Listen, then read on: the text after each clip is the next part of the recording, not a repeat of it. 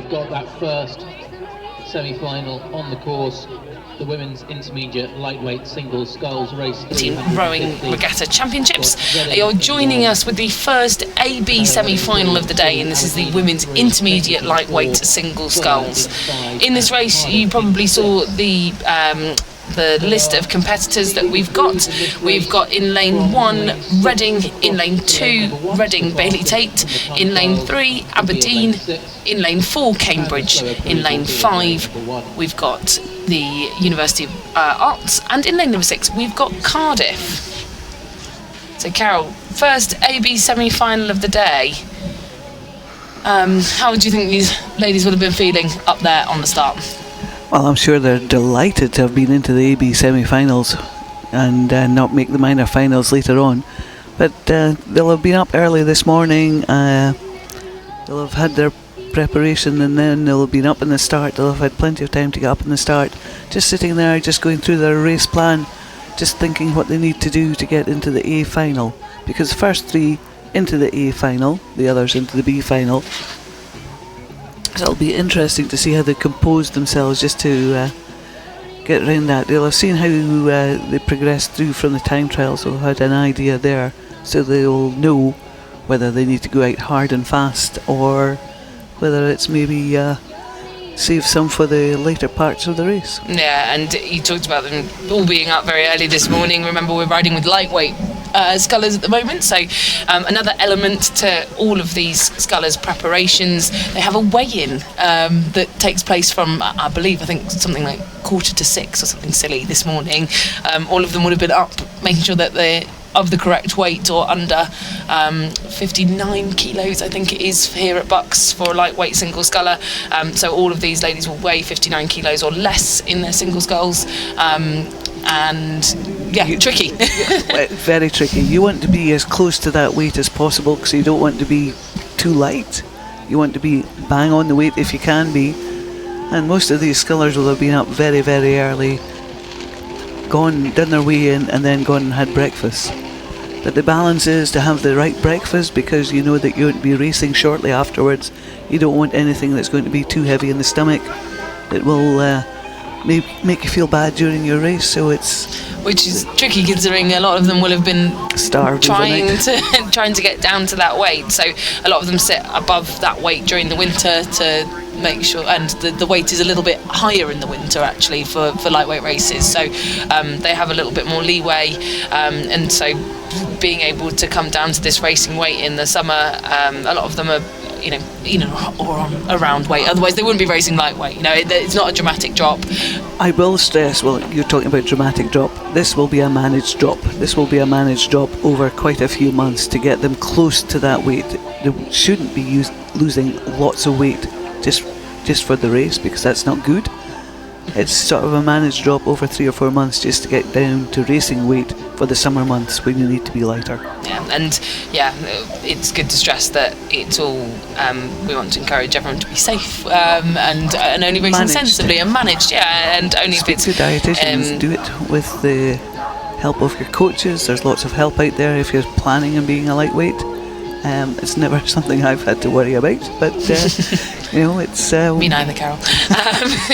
Well, just as we're seeing these pictures here of this women's intermediate lightweight single, I think at the moment we're probably seeing the sculler over in lane 6. That's on the left hand side of your picture there, just fighting it out with the sculler from Arts University, I believe part of the University of London, not a university we see too often here at BUCS Regatta, if ever. And it was a lot of questions going through my mind this morning when I started reading the start list and thinking, where is Arts? And we did have the little description up earlier on the screen that it is part of the University of London, which was a great help for me, because as Camilla said, it's not a university we see very often, and all credit to the scholars there. But the action seems to be pretty much in the middle of the course between Cambridge and the Arts University And as the crews in this Cardiff over women's in the far intermediate side. lightweight single from the screen. semi-final approach the And based 1,000 on metre progressions mark, from it yesterday, appears if that we are lanes using 5 the and same 6 lane are draws, from Cardiff, and the times University from the of the time Arts trial are London being appears to be seeded leading from the pack lanes 6 down to lane with 1, so that's from the left-hand side of your screen, Cambridge, all the way Harris down not to the too far right-hand side behind of your at the screen. So moment. you can see there, actually, coming through from a time trial, these lanes have been seeded reasonably well, because we've got that nice echelon diagonal line that denotes those crews on the left-hand side are faster than the crews on the right-hand side coming through from this morning's time trial. I was just going to point out, you'll have seen from the wind turbine in the back of the screen just to which way the wind's coming from. So it seems to be a bit almost wind across the course. So the crews on the farther side, over on the left-hand side, will have most shelter from the wind, which will be why the fastest crews will be in that sort of lane there. So if you're not with us here in Nottingham and you're not tuning in from back at home, resting between races, it's about 10 degrees here on the lake in Nottingham. We've got a bit of a breeze, 7 miles an hour currently, coming from the north west of the course, so hence the reason for the seeding. And if we take you back to the race now, these scullers have just come through that halfway marker. They'll be starting to think about executing the second half of their race plan, and it is still the far side of the course between lanes 5 and 6. So that is Arts University and Cardiff University, who are the two fastest qualifiers into this AB semi-final, fighting it out for the top 2 spots for the bragging rights to be first through and get that potentially best lane draw. But 3 spots up for grabs actually, so it's that third seat, the danger seat, as we come into 250 metres to go, where I think Cambridge sit in that nice spot where they know they'll be going through to the A final. They look as though they're safely there at present. I could see a challenge coming from the sculler in lane 2, Bailey Tate of Reading, but I think she has left that challenge too late to make much of an impact. You can see the different colour of the boys, you can see the line on the screen now. That is just an indicative line of where the finish is. We are not qualified to judge that, but it looks as though it's going to be a win for Arts University, with Cardiff in that second place, followed by Cambridge. So a very clear 1, 2, 3 there in the first semi-final of the day. No sort of hearts racing for us to call who we think's gone through, but we've had plenty of those yesterday, so I'm sure we have more to come today. So the 3 that we think will be joining, that we think will be going through to the A final are Cardiff, Arts and Cambridge. We've got the second semi-final coming up next, which we'll take you back to the start and see how that is progressing, to see who will be joining those 3 scullers. And the final sculler there, just completing the lineup, is the sculler from the University of Reading. So next up, we've got the second AB semi-final of the women's intermediate single sculls. In lane number 1, we've got Oxford. In lane 2, we also have Oxford. In lane 3, we've got Solent. In lane 4, we've got Newcastle. In lane 5, Oxford again. And in lane number 6, Oxford. So a very... Looking at that, because I hadn't read it until you started reading it, and I thought 4 Oxford scullers in the same a very Oxfordshire affair. final. That's just amazing. Yes, and they have brought a really strong contingent here to the regatta. We saw the lightweights winning a gold medal yesterday in the championship lightweight ace. So I'm sure these 4 scullers were involved in that squad, or even in the boat yesterday that came away with a gold medal. So unsurprising to see them here contesting 4 places in the A final of the intermediate singles today. Different discipline though, from sweep into the sculling, where they're different, as I say, different discipline, but a lot of clubs use sculling as a means of testing who are boat movers in their squad. If you can move a scull boat, you can move an 8, you can move a 4, you're actually not a dead weight in that boat. So the sculls are used as a good training tool if you've got a big squad, because you can see who's going well, who isn't going so well, and work on that. So that looks like 500 metres to go. I think we called that slightly wrong in the last race. We thought we were much further back in the course than we were, but 500 metres to go, so a couple of minutes in these sculls left.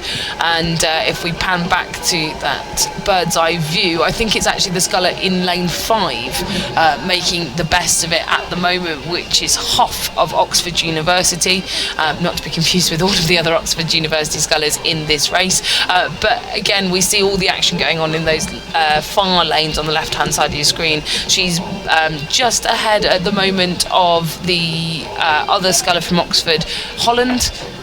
But I think battle a for really me great is going to be for this third place in the final. Often you'll find that the battle is for the minor places, and this sculler in danger. And interesting to see them later on. So we're now on to the Women's Championship lightweight single sculls. So we just saw the intermediate event, and this is a replay that we've got from halfway, and at the halfway marker it was over on the far side.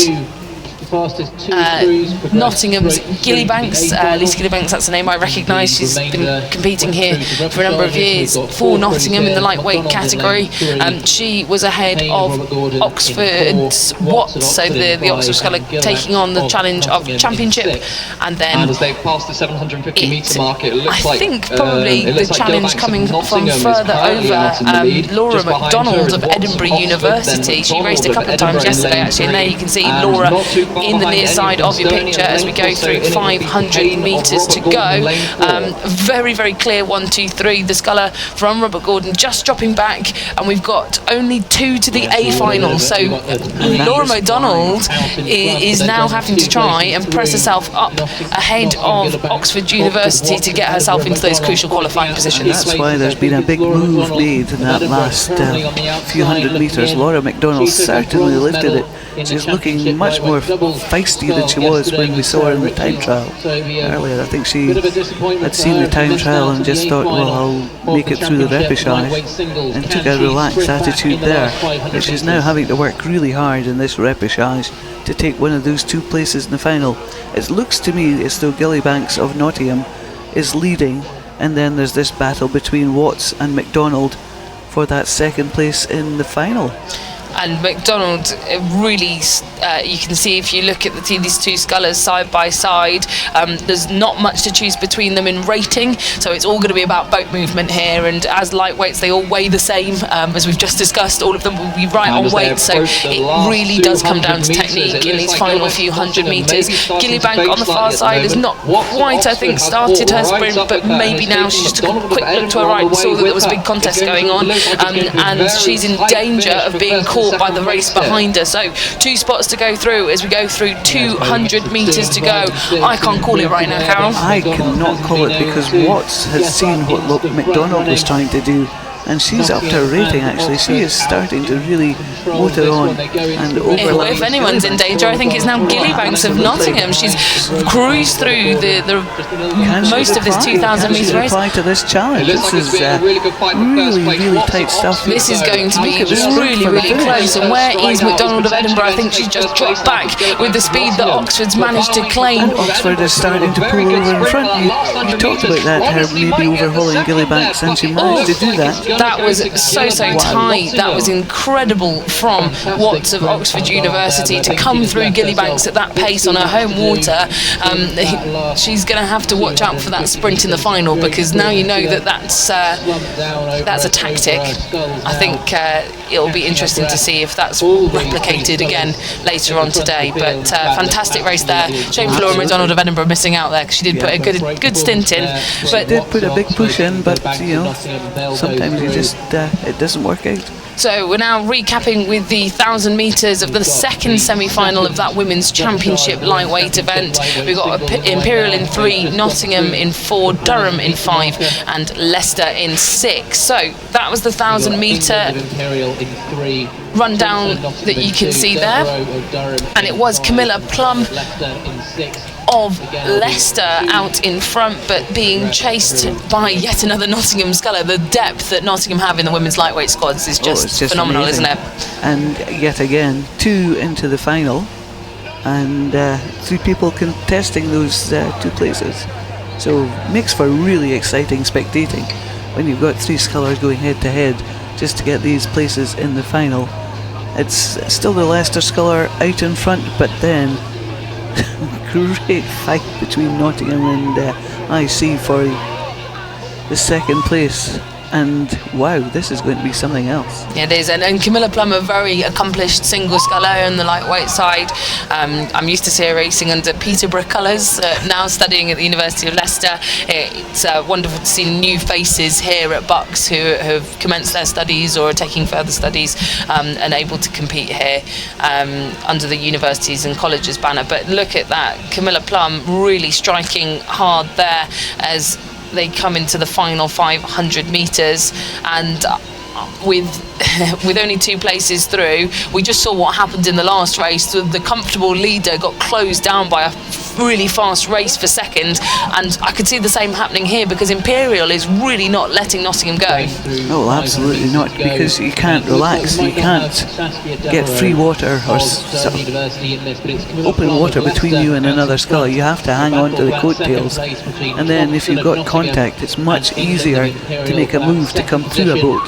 And that Imperial sculler just seems to be trying to do that. Look, Nottingham's just gone up a couple of notches there, just lifted the rating because she's seen that challenge.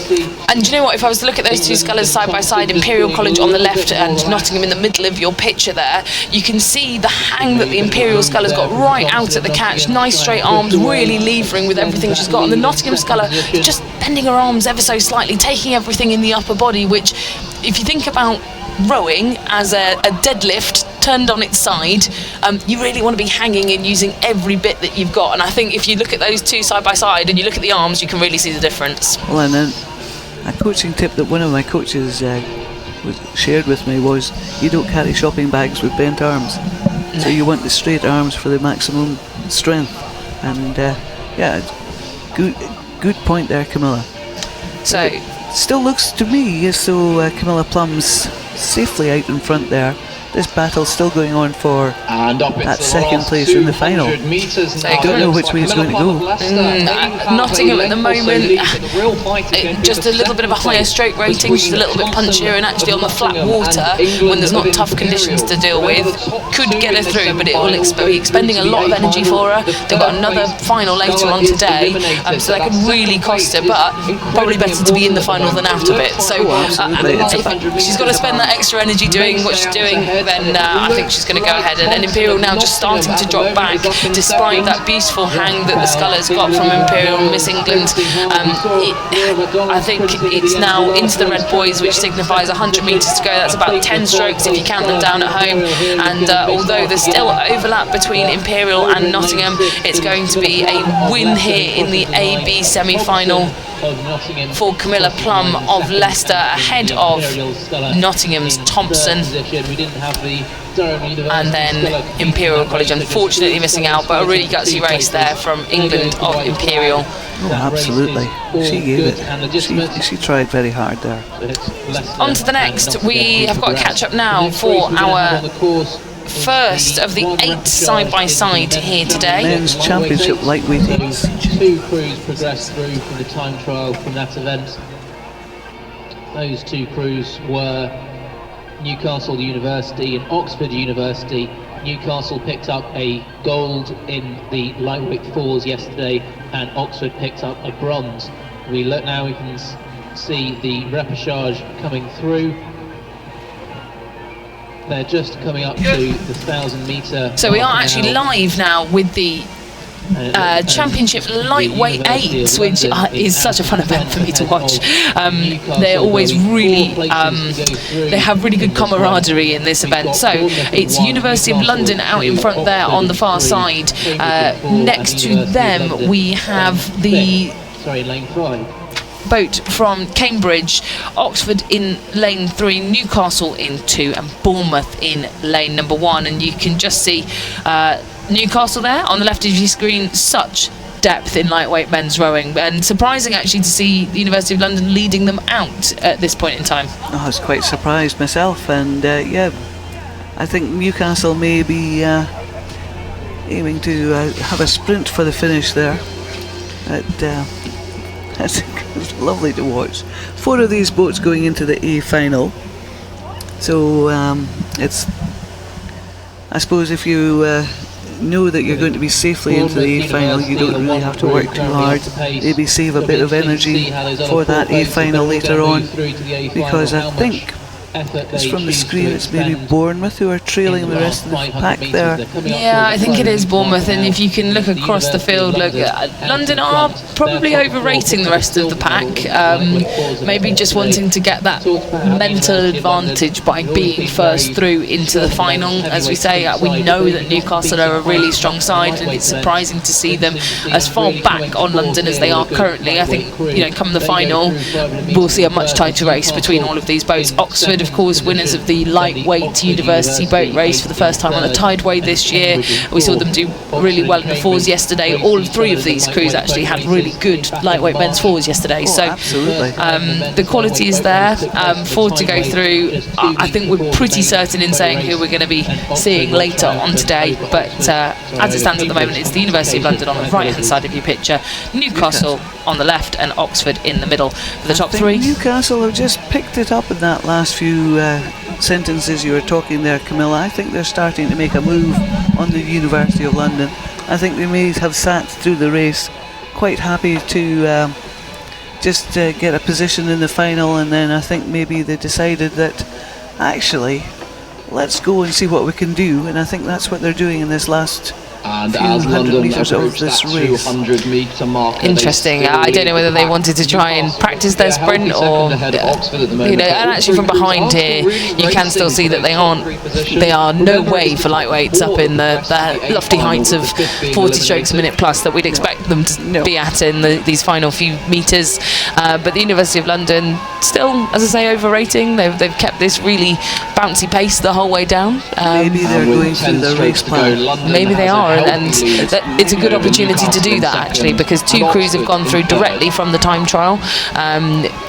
Hence why this is now a repechage where we're looking for 4 more to join them. So the University of London will be joining those 2 crews in the A final, amongst Newcastle over in second, ahead of Oxford University over in third, and 4 spaces. A little bit different to most of the races that we have here today. 4 people to go through from this repechage, and I think Cambridge were just really chilling. I think is the only way I can describe that. They've taken this on as more of a paddle, but maybe wanting to conserve energy for the final later on. They know they've got a big task ahead of them, knowing that Oxford beat them back in the lightweight boat race, and if the crew's faster than Oxford, they really need to up their game to be on the podium. Yeah.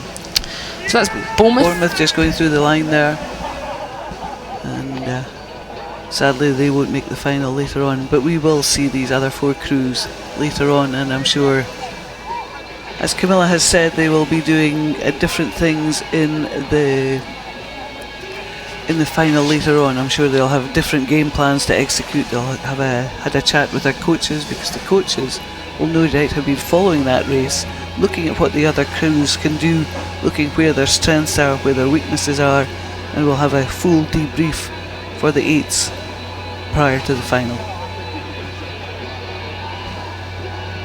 So next up we've got the women's beginner coxed fours. So these semi-finals, we'll see 3 go through to the A final, the remainder to the B final. We've got Imperial College in 1, Cardiff in 2, Queen's Belfast in 3, University of Exeter in 4, Aberdeen in 5, and Edinburgh in 6.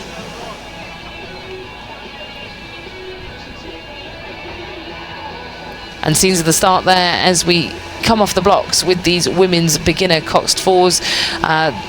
These will be 6 of the fastest beginner women's crews in the country, as proven by the time trial. So they're all fighting now to be in with an opportunity of being in the top 6, top 3. Top 6 fastest beginner fours in Britain, which is a great place to be. Great bragging rights. These crews will all have started rowing when they joined university, or when university went back in September, so they'll all be rowing less than a year, and it's great to see the progress that some crews can make in this year. And Just looking across, looks as though it's Queen's Belfast, the crew with the hoops in the middle of their backs there, just going out hard and fast as they come towards us. So it's Imperial on our right hand side, Cardiff in the second place, then Queen's Belfast, then we can just see Exeter and Aberdeen. Edinburgh far out on the right hand side of the screen. We can't quite get all 6 crews in the screen at the same time, but good strong performance early on from Queen's Belfast. Just see the hoops around their lycra just coming towards us. Very neat, very tidy, very together. Just focusing in on Queen's Belfast in the middle of the field there. They've gone out quite hard, Camilla. Be interesting to see where Aberdeen and Edinburgh are on the far side. Well, they'll have raced each other last weekend at the Scottish Rowing Spring Regatta, Carol. So I don't know if you remember who came out on top there. I knew you were going to ask me that, and I thought, and I really, for the life of me, can't remember. You know what it's like when you're at a regatta and you commentate on some races, and the races you commentate on, you do remember. I do remember watching the finals. I think at that stage, maybe it was Edinburgh came out on top. But don't quote me on that. I think it was a close run thing, but time will tell.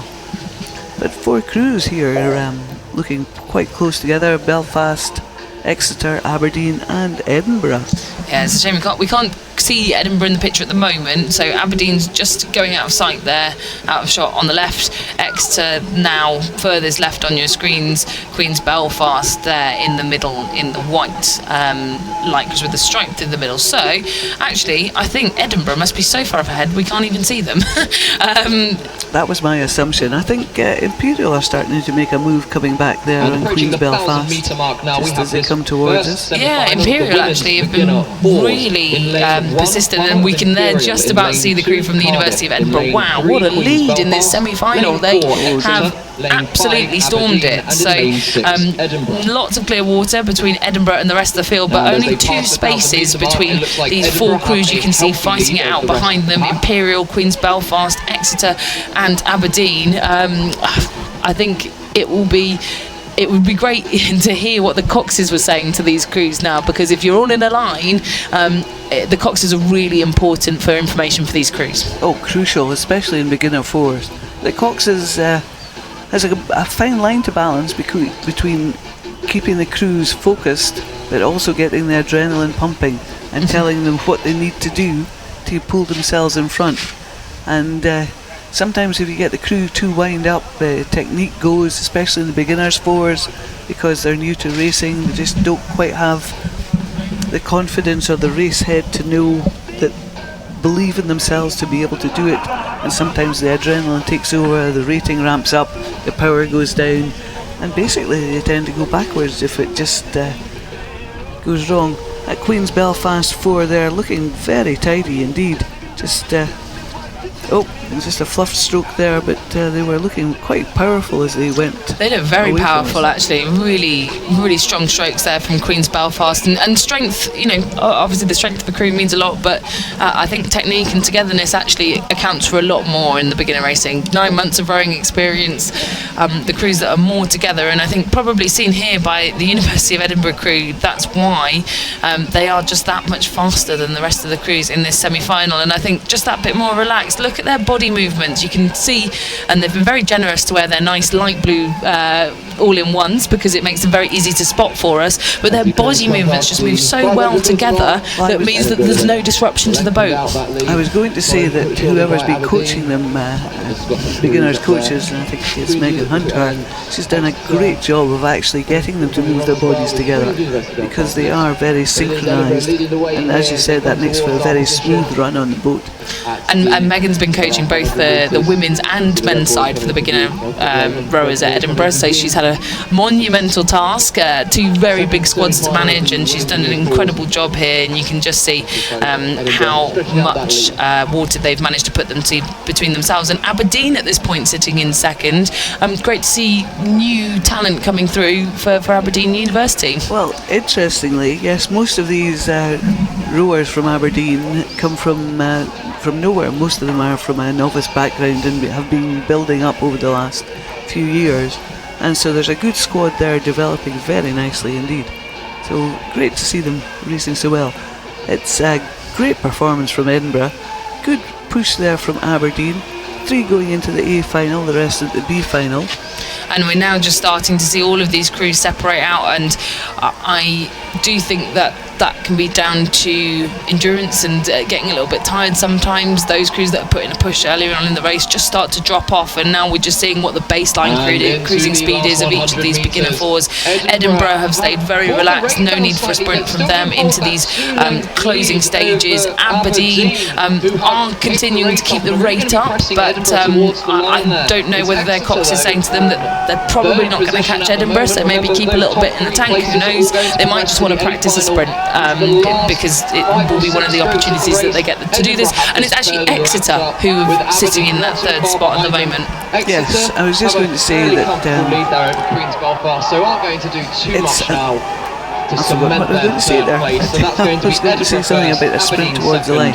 So some of these crews, this might be their first experience, or one of 2 or 3 experiences side-by-side racing. Oh, look at this race for the line for the final 4, 5, 6 places. This is going to be in lane 1, I think. Imperial over lane 2. Cardiff, and then Belfast. It's going to be Queen's Belfast, but wow. Just goes to show you, just because you're not in the 3 top qualifying places doesn't mean that you don't want to race for your position to get you through into the B final. So all 3 of those crews will be racing again in the B final, and they were really gunning for it. So close together, that'll make a very interesting B final. And we can see there, that's the winning crew from this semi-final, the University of Edinburgh crew that will be taking the top honours through to the A final later on this afternoon. Keep an eye out for them. I'm sure you'll be seeing them up there in that race later on. They'll be going home to rest and recover. But lovely shots here. I really like seeing the crews after they've raced, actually, because I think you can see a lot from their reactions and just how composed they are. They're very composed. They'll be very happy with that performance. It gives them a lot of confidence going into the final, knowing that you were that far in front of the next crew behind you. Actually just saw Fiona Bell there paddling up to the start for the Women's Championship Single Sculls. So those to look forward to later if you are joining us for the Women's Championship Single Scull. Of course, ex-Aberdeen as well, of course. So lovely to see Fiona racing. The moment we have race... we've got the second semi-final of those women's beginner coxed 4s. So this is race 3, 5, 6. In lane 1, York. In lane 2, Cardiff. In lane 3, Surrey. In lane 4, St Andrews. In lane 5, Durham. And in lane number 6, Bristol. Oh wow, that's great performance for Durham and Bristol. They're quite far out in front of the rest of the field. This Durham crew was the crew that back at BUCS 4s and 8s Head that took place in February, so the time trial event that we run over a longer course. Durham University's women's beginner squad, to put it bluntly, wiped the floor with everyone else. They won both the 4s and the 8s on the women's side. Everyone came away with a gold medal back at that event, so unsurprising to see them leading the way here in the side-by-side racing. But Bristol up there with them. Bristol under a lot of resurgence at the moment. They've been building for the last few years. They've brought in new head of rowing, Cameron Kennedy, to develop the programme there, and they've been present in a lot more of these A finals, A and B semi-finals, A finals, B finals. So yeah, I'm sure they'll be really pleased to be up there with a force like Durham, who they watched conquer the BUCS 4s and 8s Head. Well, I was just looking at Surrey. Surrey seem to have been improving their game this year as well.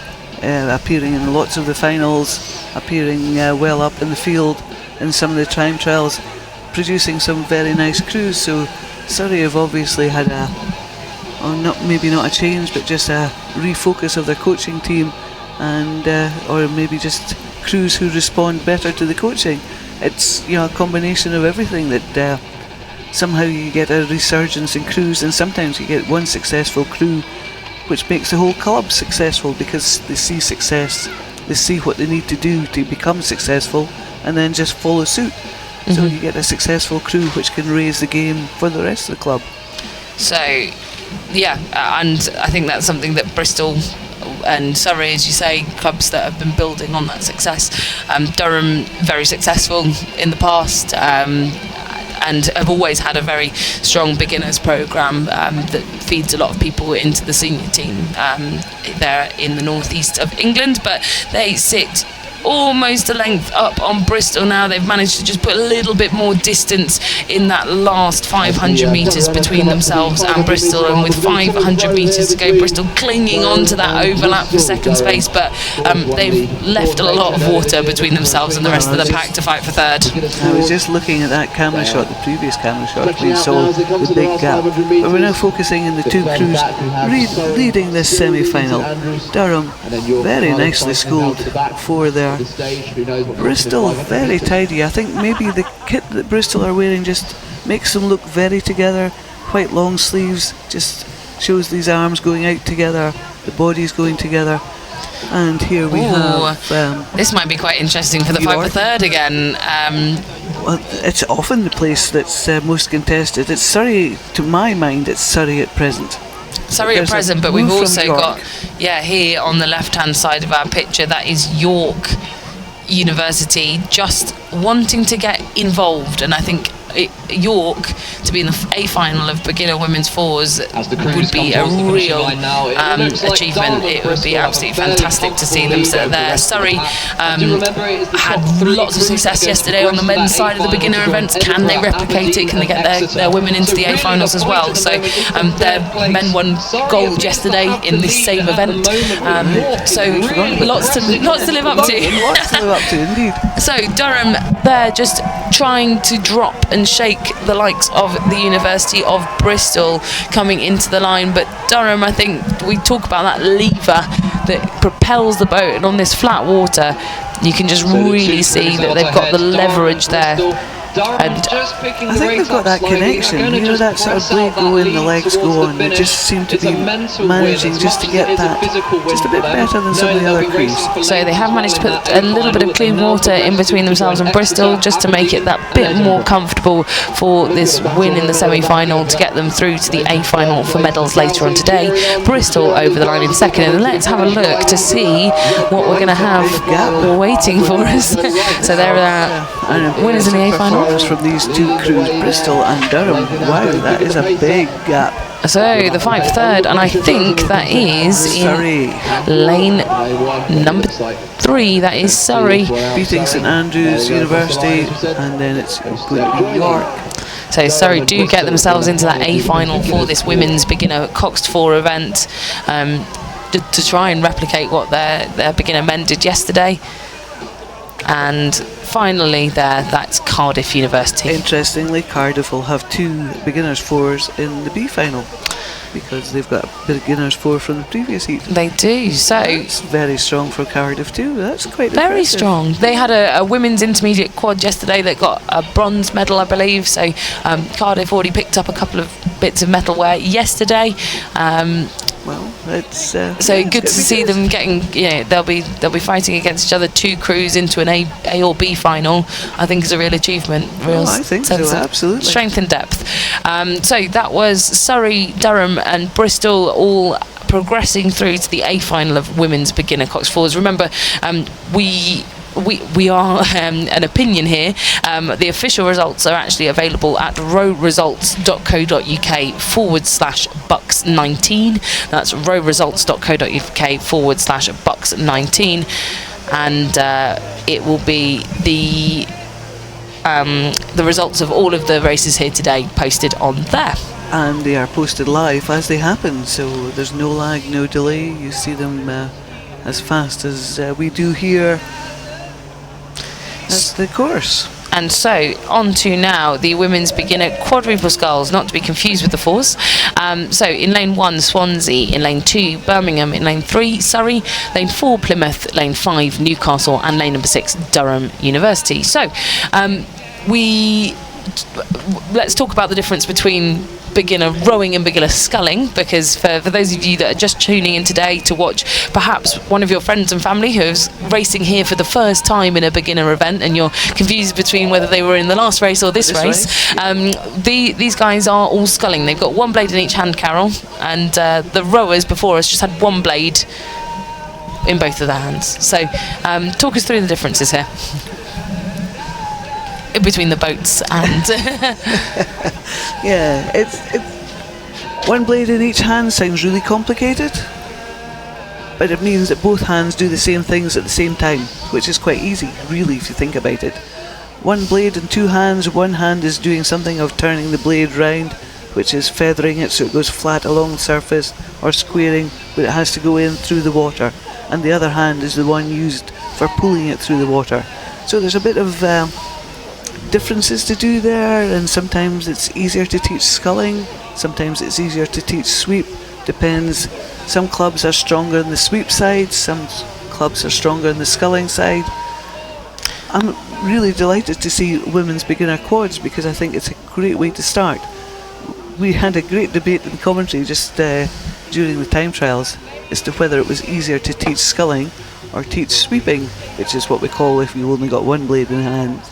And you know, it's a great variety of opinion, but sometimes you just think that maybe sculling is easier because, as I said, two blades, each hand doing the same thing at the same time.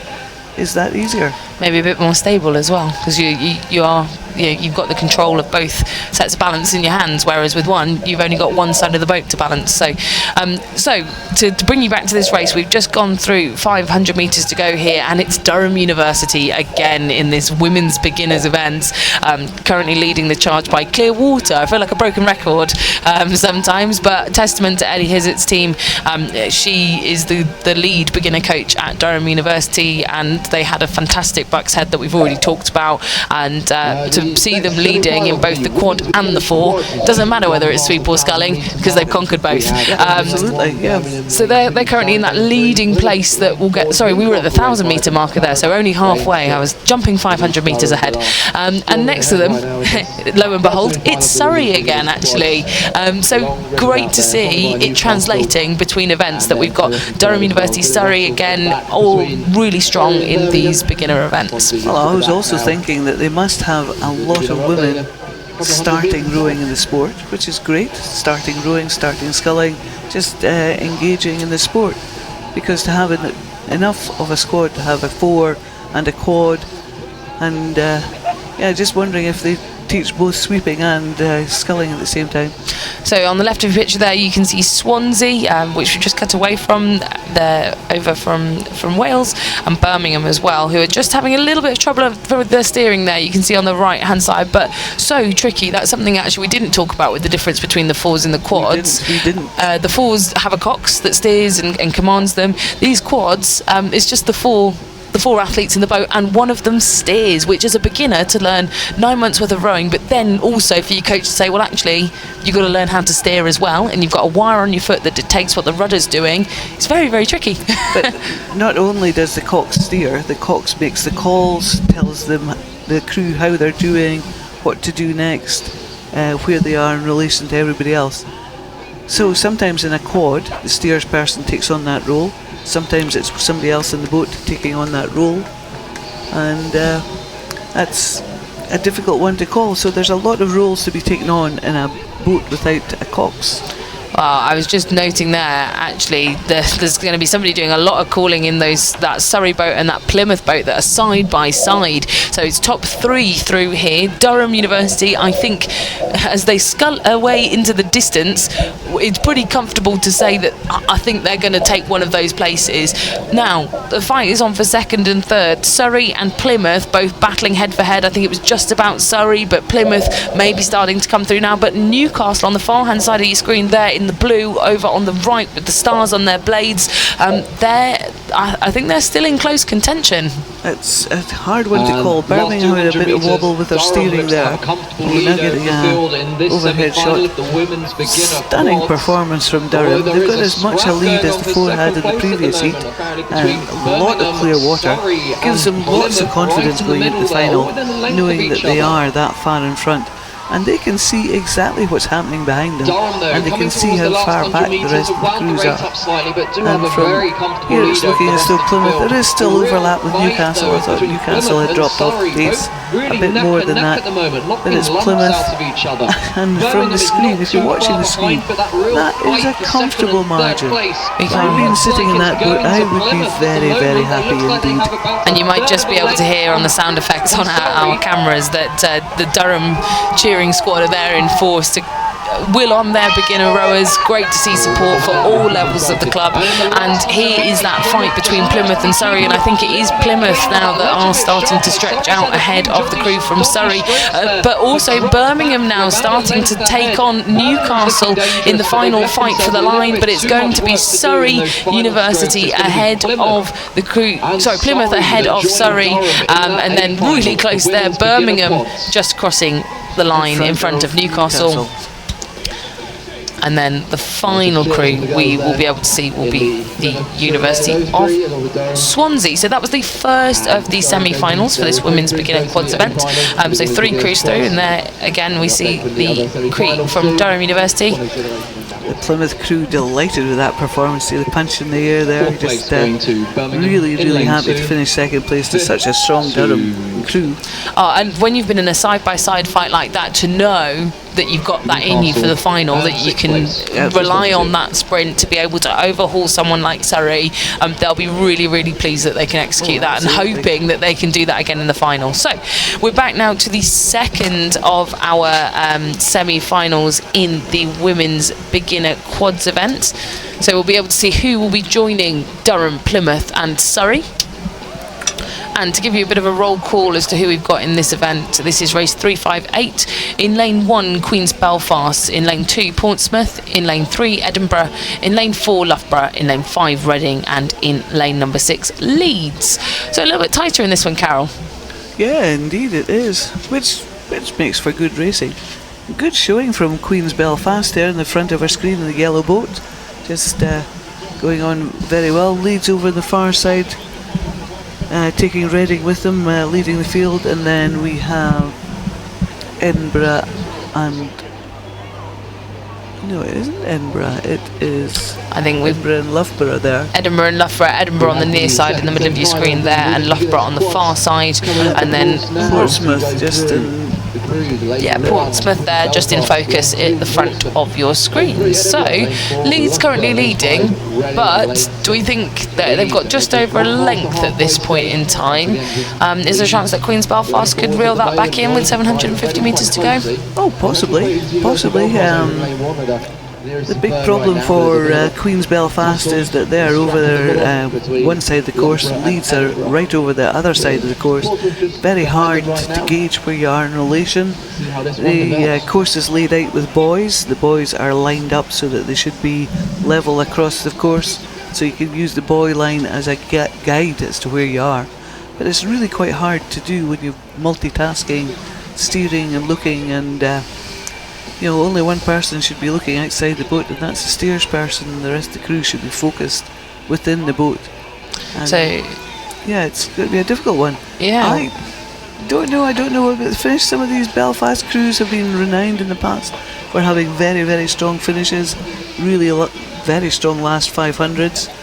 So possibly. So we'll see as they come alongside our camera here. We'll get a really good indicator of what all the distances are, and it is still the crew over on the far side, Leeds, who have got this beautiful, like almost I say pause at the finish, it's not a pause, but they just give it so much time to take the blades out, to collect themselves, to move all together.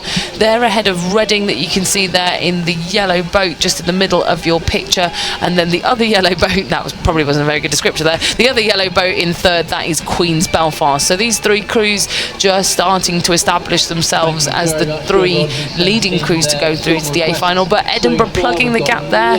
They're just rowing in a little bit of a vacuum with no one next to them. They've managed to drop Loughborough, who they were having a bit of a battle with earlier on in this race, and they're now starting to try and move up and pick off Queen's Belfast and Reading. So we've got a little bit of time. I'm not sure they could do that. They've got about 500 metres. They really need to sprint and really do something drastic now if they want to catch up with Queen's Belfast, because Queen's Belfast had a bit of clear water there of a lead.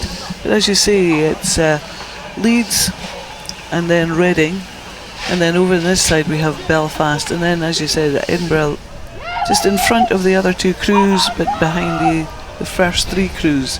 So if they want to catch up, they're really going to have to do something now, or maybe a couple of 100 metres back, but because they've got a big job to do if they want to get into those 1, 2 and 3 into the A final. So looking at those leading crews that we think will be securing places in the A final for this women's beginner quadruple sculls event. Leeds to the left of your picture there, just with that nice time around the finish. As I say, that's something that I've picked out that I really like about this Leeds crew. They're giving it a lot of time to collect and let the boat run underneath them, which as beginners, really mature technique, really mature style of racing. Not to want to rush on to the next stroke, because I think sometimes as a beginner you think more strokes equals more speed, and actually this Leeds crew have got it nailed on that is not necessarily the case. So they have it. Leeds University with a win here in the second semi-final of the women's beginner quadruple sculls, ahead of Reading University. It's then going to be Queen's Belfast there with that third and final space through, with Edinburgh University just missing out there in fourth place as they cross the line. Lane 3 will be taken and we've by then Edinburgh. got the two crews that round off this final AB semi-final. Slight malady over there in the last And 100 metres. It's Portsmouth, yeah. And Sixth place Loughborough will be have taken by decided Loughborough that in lane 4. they're going to have to race the B semi-final, and they've decided to leave something more in the tank, I think, for later on today, so that they can really attack the B final and make an impression there. So great race there from that Leeds crew, and they're just having a quick catch up to see what they all thought. Thumbs up, or no, maybe just pointing to see where they need to go. But they'll be really chuffed with that performance, and they'll have to replicate it again later on today. They'll be coming up against that very imperious Durham crew, which I'm not sure, how they'll fare. But we'll move on now to the next event, the women's intermediate single sculls. So in lane 1 we've got Nottingham Trent, in lane 2 Reading, in lane 3 Sheffield Hallam, in lane 4 St Mary's, lane 5 Stirling, and in lane number 6 we've got York.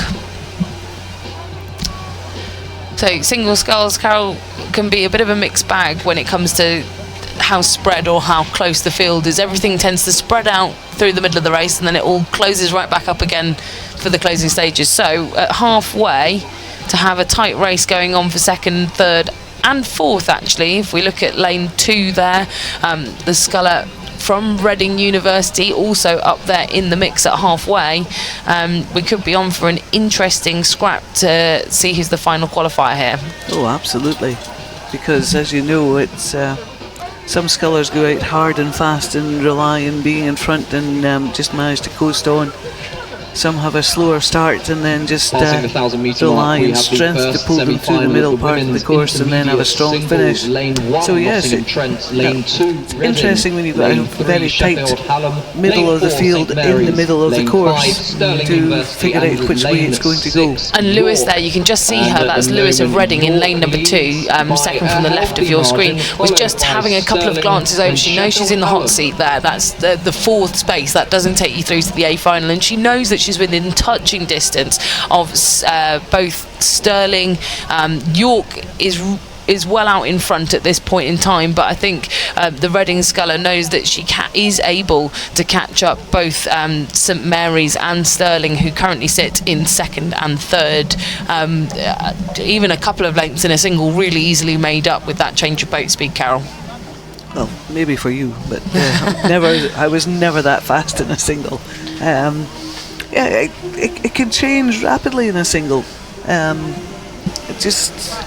A single is one of the toughest boats, I think, to race, because I think you need a certain mentality in a single, because you need that sort of strength of character, willpower to think, this is sore, but I'm going to make it sorer so that I can overtake this other person that's in my way. It's a certain strength of character to do that. You're absolutely right, and it looks like the strength of character currently coming from Mole of York, who in that red boat there just to the left of your screen, you can see all the coaches cycling alongside her, has managed to get herself out of the pack and into a reasonably comfortable lead as we go through 500, but I cannot call it between Stirling and St Mary's there over on the far side of the course. I think Reading's still in there as well. I think it was. This is going to be really close. I think it was the St Mary's sculler that just snuck in ahead of Stirling for that second place through the 500 metres to go, Marcus. Stirling really only half a canvas off her, but Reading, as I say, Reading University so prominent in the sculling events. This Reading sculler, Lewis, will be a very experienced sculler, and as I say, she kept glancing to her left. She knows there is a race to be had to get herself into that A final, and I would not be surprised to see her really starting the sprint early and throwing everything with about 300 metres to go. Yeah, it's pointless leaving it to the last minute. It's one of these ones where you actually have to start making a move now and really start coming back on to these other two scullers if you want to make an impact. And I think she's trying to do that. Just up the rating and just trying to get back in touch. She's been looking around just to see what's going to happen. It's Mole of York still leading. But great battle between St Mary's and Stirling for 2 and 3 at present. We can't see Reading, just not quite sure where she is. And Gallagher of St Mary's there just still trying to keep McCluskey of Stirling at bay, and this has been the same the whole way down this course. This will be really mentally tough and taxing for these two scullers when you've got someone breathing down your neck side by side. You cannot let up for one stroke just to give them that opportunity to get ahead, and these two scullers are real commendation to them. Great to see Mole of York out in front, but testament, I think, to second and third at the moment. It's St Mary's still just pushing ahead, and I think she's taken the sprint early. It's Stirling's McCluskey just dropping back now. I think she's taken her foot off the gas. Maybe she's managed to get enough room between herself and Reading, but here comes Reading University, who may have just left it a little bit too late. So the 1, 2, 3 is going to be York, followed by St Mary's, followed by Stirling. Reading University just missing out there in 4th, ahead of the crew from Nottingham, Trent, Hurst, and it's going to be the final sculler there from Sheffield, Hallam, to round off the B final contestants. So it was a great performance from the Reading sculler there. She has obviously got a very, very strong finish to come back so close on these other scullers. But it's just interesting if she's tried something earlier on, whether it would have changed the outcome. I don't know, because I think Stirling and St Mary's would have seen that and probably lifted their game too. Well, it looks like we're actually on to race number 360 now. We're almost at the closing stages of this one, so it's come down thick and fast. Just to give you a quick rundown of who's in this race. Race 360, the second semi-final of that race we just saw for the women's intermediate single sculls. Hartbury in 1, Manchester in 2, Dundee in 3, St Mary's in 4, Reading in 5, and Manchester met in lane number 6. So A few familiar names and a few sort of second crews, or we've seen Reading already in the semi-finals for this event. So another Reading sculler here, Lister in lane number 5, who's currently sat in a qualifying place to get herself through to the A final. She'll just have to hang on, as next to her from Manchester Met, Parsons in lane number 6, really pushing hard to keep herself in pole position. And I think it's the Manchester sculler in lane 2 also making a showing there, just pulling herself in front of the rest of the field.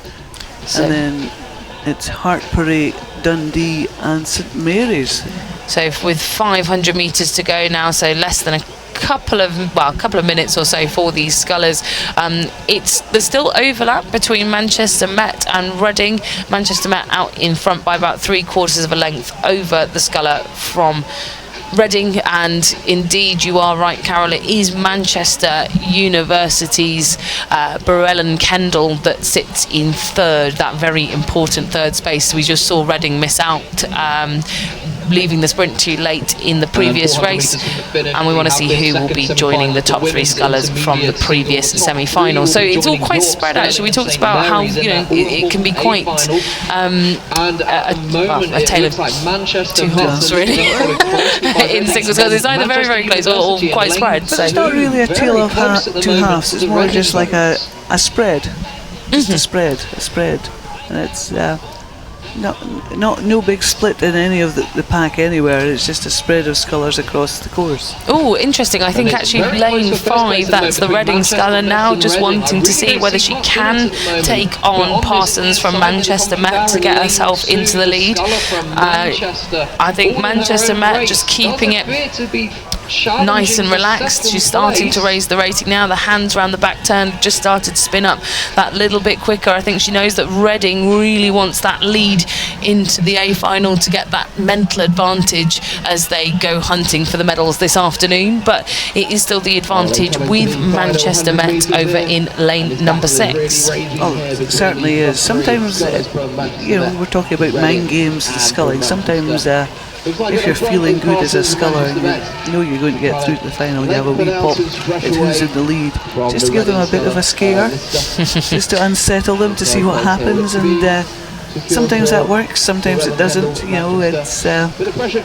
Sculling is such an interesting art. And it is a lot of mind games. So reasonably close here for that third space. It is going to be Manchester over ahead of St Mary's. We talked about actually multiple crews. St Mary's again with another single sculler. Great to see Tallis here, but unfortunately just missing out on an A final place. In lane number 1, that's Hartpury ahead of Brinkhoff of Dundee. And there's a winner for that second semi-final of the women's intermediate single sculls. So well done to Parsons of Manchester Met. We'll be watching her race a little bit later. So on to now the championship repechage, as we're calling them. This means only the top 2 crews will go through to the finals. So this is halfway, and out in front over on the far side, yes, I thought it might be Lucy Ryan of Reading University, a name that I've seen competing here at BUCS for many years. Very experienced sculler. She's leading Mulholland of Bath. We've then got North of Nottingham, Hayes of Cardiff, and Lindo of Nottingham as well in lane number 2. So that's a rundown of your contestants. Ryan there on the further side of your picture, she's probably racked up a number of medals here over the years at these BUCS championships, especially within the sculling events. She's a very, very competent sculler. She'll have come up against Mulholland of Bath formerly as well, and Imogen North of Nottingham University, formerly of Stratford-upon-Avon Boat Club, my home club. So Imi was a lightweight last year. She's now taken on the challenge of coming into the open events to contest championship single sculls, and currently doing very well, sitting in a qualifying spot through to the final. Absolutely. Lane 5, Mulholland of Bath, very well and Lane indeed. 6, Just Ryan of Reading. great It's a to see. repechage, so the It's top great to see two these championship are going singles through to the A sculls. final. The remainders of this Just repechage will really, be really going for it eliminated. here. Those top two will So, be but, joining. well, actually, no, she's not in a qualifying spot because, again, like I've just said, I should listen to my own advice, Carol. It's only the top two that go through in this repechage in the women's championship single sculls. So currently that sits with Ryan of Reading on the left-hand side of your picture and Bath Mulholland in lane number 5 just to her right. So North is chasing those two spaces. And at the moment, I think she's the only sculler in a position to do so, to overhaul either Bath or Reading.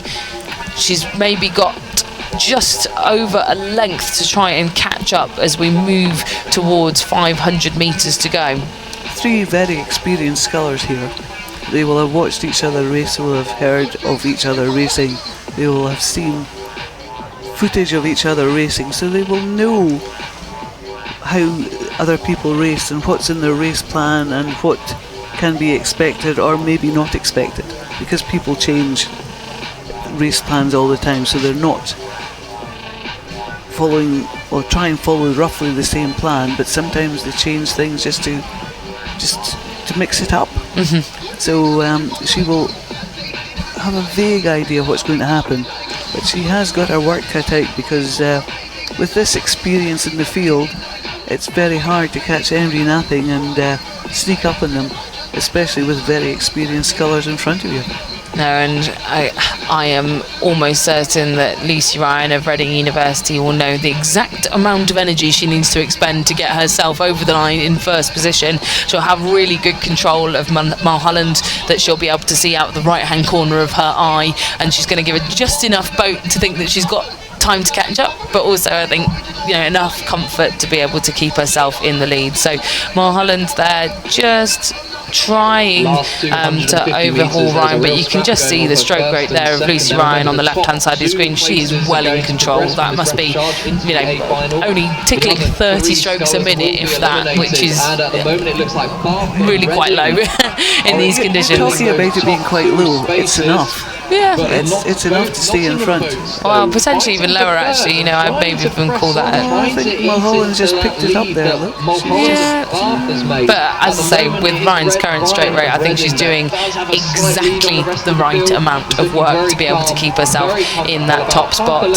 She might let Mulholland even go through her, but it depends on whether she wants that small advantage going through into the final of knowing that she's won this semi-final. Mulholland really is racking up the rate now. I think if she can get anything over Lucy Ryan, even if it is at lower ratings, she's going to try and do so. Close on the line. It is going to be close, and I think Ryan is just going to let her row through her. She knows that the top 2 qualifying spaces are safe and through to the A final, so it will be Mulholland of Bath over Ryan of Reading University. Imogen North of Nottingham will just miss out on the A final. It will then be Nottingham again over in 4th ahead of Cardiff. So we did have 2 direct qualifiers from the time trial as per all these championship events. So both Ryan and Mulholland will be joining the 2 fastest qualifiers, which I believe were Whitaker of Cambridge and Glover of Edinburgh University from this morning's 1900 metre time trial. And we'll be picking out 2 more from the next repechage that's just coming up now into your picture. And I call this the repechage of doom, actually, because there's a few names on here that I wouldn't want to be racing if I was just looking in here. Across and I thought, that's a very, very hard repechage to come through on, I would have thought. The top 2 here is going to be really tricky to pick out. So we've got Kirkpatrick of Imperial in 1, Johnston of Nottingham in 2, Olusana of Exeter in 3, we've got Hicken of Nottingham Trent in 4, Bell of Queen's Belfast in 5, and Lamb of Sheffield in lane number 6. And Lamb currently leading the field and very relaxed again. You can just see that stroke rating not up in the heights of what we would expect at this stage of the race in the closing stages. And Lamb, a very accomplished rower and sculler, a sculler all the way through her junior career while she was at Durham School. She then went to Newcastle University and had a great career as an under-23, winning medals for Great Britain in the under-23 8. And then now she is studying medicine at Sheffield, so she's going on to continue her studies, and I think the rowing programme, not quite as big at Sheffield as it was at Newcastle. She's got herself back into her singles. She loves competing, she loves rowing, and she, you know, I know Nicole reasonably well, and I think she's a really fantastic athlete that she keeps pushing the boundaries of what she can do, even beyond her undergraduate degree. So it is Lab out in front in the first qualifying space for this A final of the Championship Women's Single Scull, and then Fiona Bell, a name that we both recognise from Queen's Belfast, going through 500 metres to go in second. Slightly different strip to what you'll have seen her in her former years. Belfast strips. Now it's been Belfast for a couple of years. Sad thing is, I knew her father very well too, so another Aberdeen graduate. And then in lane number 4, it's actually Nottingham Trent Hicken, just a little bit of clear water back from Fiona Bell of Queen's Belfast. She sits in third, but as we know, third isn't good enough to get you through to an A final here in the championship events. Is then Olusana of Exeter, again another name that's been here in these finals for such a long time, a real pillar of the Exeter women's rowing programme. She's really, you know, chopped and changed from sculling to sweep. She's a crucial part of their BUCS Regatta every year, so fantastic to see her out here in the single scull, performing really well, sat in fourth. But it is these two scullers over on the left hand side of your picture that not needing to really push themselves at this point in time, conserving as much energy as they can for the championship final. Tough at the championship final, knowing who's already gone through. But Nicole Lamb of, I was about to say Newcastle, then she wouldn't have appreciated that, of Sheffield University, just heading into the final 250 metres of her race. I think she just took a little look there to see where Fiona Bell was, and to ensure that she had enough water and enough space to keep her at bay. But these two scullers won't be out of place, certainly, in that Championship A final. Absolutely not. And they'll be looking forward to taking on our previous two qualifiers from Bath and Reading. And I think unless anything crazy happens, that's going to be how it is. This is going to be our 1-2 going through into the A final of the Women's Championship Single Sculls. We might have a bit of a fight going on later on, but in third at the moment, Nottingham Trent Hicken ahead of Olusana of Exeter. So a nice processional finish actually here in a diagonal line. Kirkpatrick of Imperial just finishing 5th, and Johnson of Nottingham in 6th. So there we have our two qualifiers there on the top of your screen. Nicole Lamb getting herself into the landing stage to recover, ready for her next race, followed up by Fiona Bell of Queen's Belfast.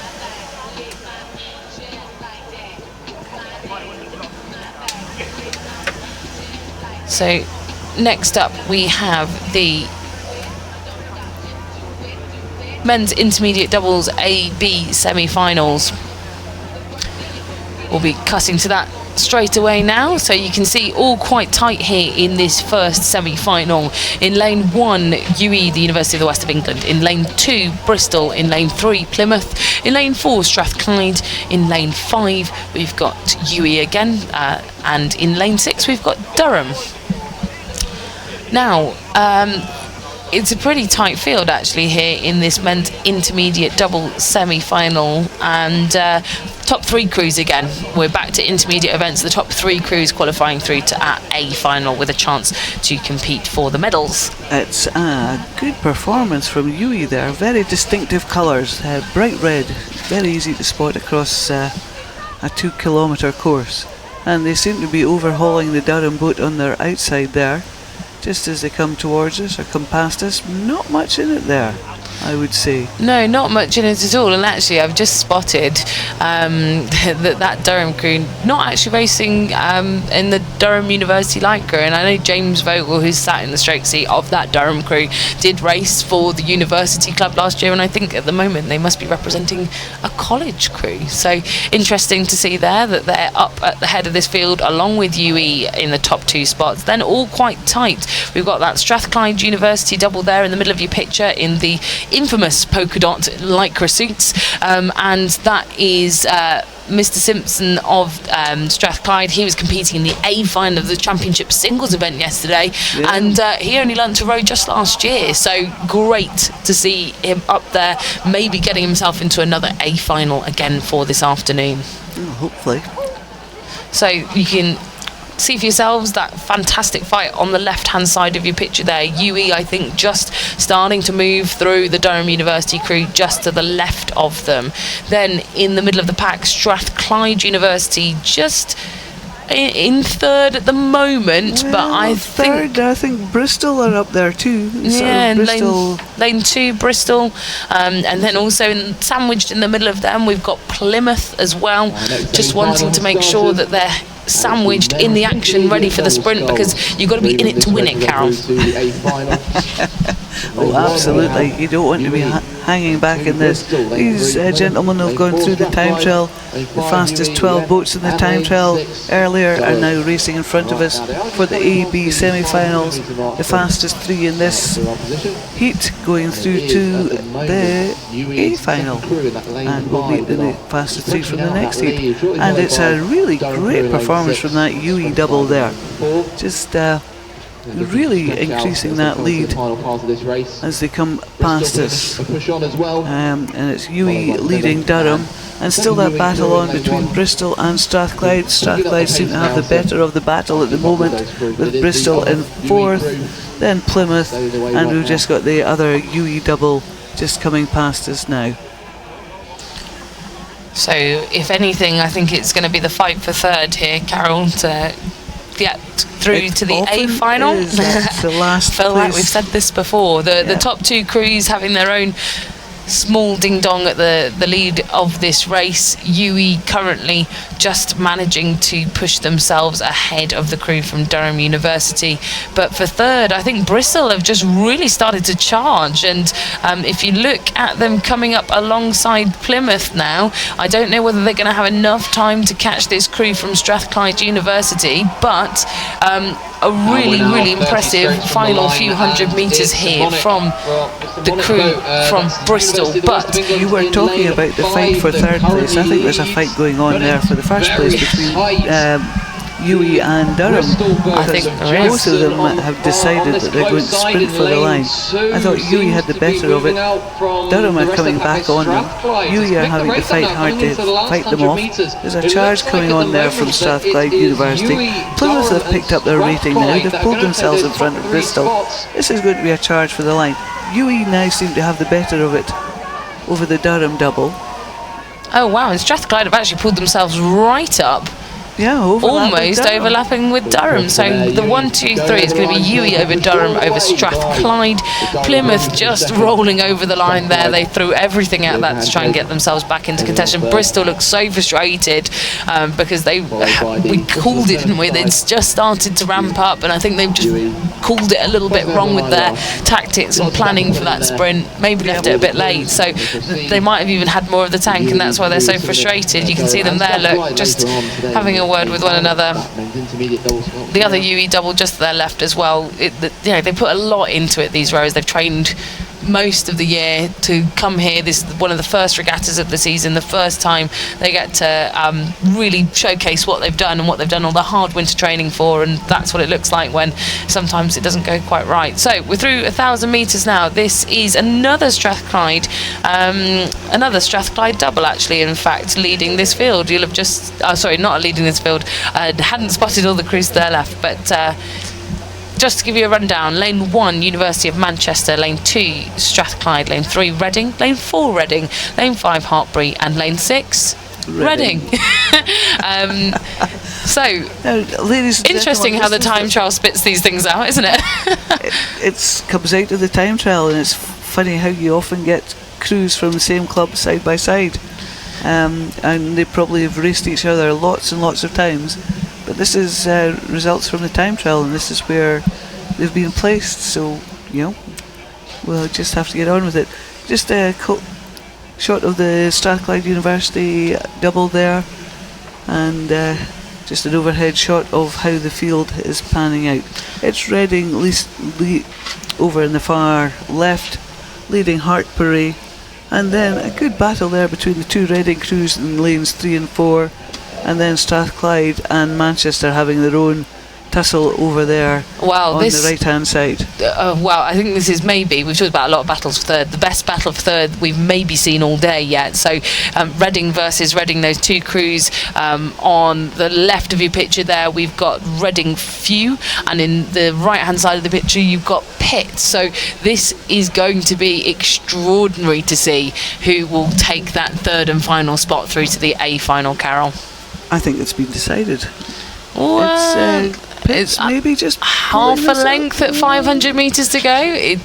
If you've got the bit between your teeth and you know you're rowing against your fellow teammates, that's going to be, I think, a really fascinating race to watch develop in the final couple of minutes we've got here. And look at both of them go. They really are pushing through everything they've got. And I think there, actually, the crew on the right-hand side, the Reading crew, Few, who was down half a length with 500 metres to go, has just decided to crack out their sprint that little bit earlier, and they have gone. And almost, I think the Pitt crew from Reading in lane number 3 hasn't noticed it. We've still got on the far side the Marshall crew from Reading in lane number 6 leading out the field ahead of Hartbury. But look at lane number 4 go. It's going to be the Few crew from Reading that were half a length down on that third place. Well, they could, the way they're motoring, they may catch Hartbury unless Hartbury want to increase and stay in front of them. Well, I think that was a good move. Great move by that Reading University crew. They were neck and neck as we went through halfway with 500 metres to go. The crew that's currently now in 4th were up by half a length. It's now going to be Reading University's Few that sits in that third and final spot through to the A final. So the Reading crew out in front, nice and relaxed there. Very chilled for them to get through to this A final. They've got a length, they've sat there and kept it, but Hartbury just having to work hard to stay in front of this absolutely rocketing Reading crew that has come from half a length down on qualifying into that final spot ahead of their teammates from Reading. That's got to hurt, Carol, to be beaten by your own squad. Unfortunate there for the Reading crew, stroked by Pitt. You can just see the heads go down, but a great battle there. In lane number 1, it's going to be Manchester ahead of Strathclyde. So that is the second semi-final of the men's intermediate double sculls. So we know now who will be contesting the A final in that event, and we're just going to take a short moment before we catch up with the next race on the course.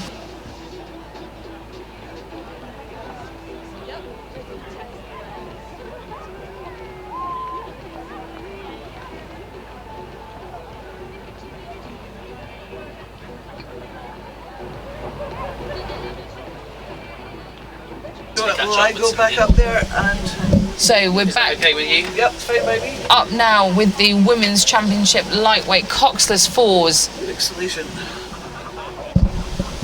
In lane 1, Oxford University. In lane 2, De Montfort. In lane 3, Bristol. In lane 4, Exeter. In lane number 5, Cambridge. And it is the Cambridge crew that you can potentially just about see there, leading this repechage of the championship lightweight coxless fours. It's the first 4 through to the final, so we're looking for the top 4 boats out of the 5 competing here in race 365. So we might not see all of these crews at absolute full throttle, only one to be eliminated. So if you're in a reasonably safe spot, you'll maybe be looking to conserve energy for this championship final. And I'm now joined in the commentary box by Will Horrocks. Thank you very much to Carol Wallace, who will be back with us later on today. Will. Thank you very much, Camilla. So we're here with the Women's Championship lightweight fours. Now, we've seen some really good form from the Oxbridge crews in these lightweight events so far, haven't we? Yeah, we really have. The Oxford 8s, who took a very dominant gold medal in the women's lightweight 8s yesterday, and then Cambridge took a silver medal. I believe it was Bristol who took 3rd and Exeter who took 4th in that event. So I don't know for sure, but I'm guessing we've got the some of the representatives from all 4 of those 8s representing these 4 crews from Oxford, Bristol, Exeter and Cambridge. You're absolutely right, and I can only imagine that we will be seeing maybe a bit of turn of form perhaps in the smaller boats, because a lot of these crews train in their eights all year round. They move into the smaller boats, which perhaps they've not had as much practice in, and actually according to the form book, I think Oxford historically have been more impressive than Cambridge, both this weekend and earlier in the season, and now we're seeing definitely. Cambridge leading the field. Yeah, we saw Cambridge losing to Oxford in the lightweight boat races in Henley a few weeks ago, but here they've managed to overturn that, and the result from yesterday in the 8s, they're well out in front of this field. You then got Bristol coming through in second position. And great to see there, actually, De Montfort fighting it out for third, with over on the far side there we've got Exeter, but yeah, De Montfort won in that 8s race yesterday. I don't know whether they couldn't field a full 8 contingent of lightweight women's rowers, but this 4 doing extremely well to be up with the names such as Oxford, Cambridge, yeah, very well. De Montfort, a great programme for lightweight rowing. Yeah, it can be very hard for a university programme who may only have sort of between 16 and 20 athletes in total to field a full 8 of lightweight rowers who've all got to make weight for BUCS Regatta. Interesting to see. I think this the Oxford University second 4. I think their first 4 that we saw in the time trial this morning have progressed straight through to the A final. So Cambridge and Oxford still going to get a really good battle here, but I think it's the Oxford second boat in this event in lane 1.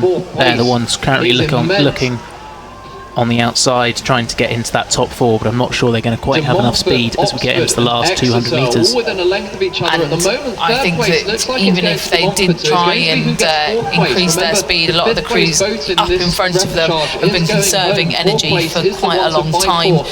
They've managed to get themselves into those top 4 slots, save some energy, so they've got room for a sprint if they need it. So even if Oxford did have a big turn of speed, it would be a huge hill to climb.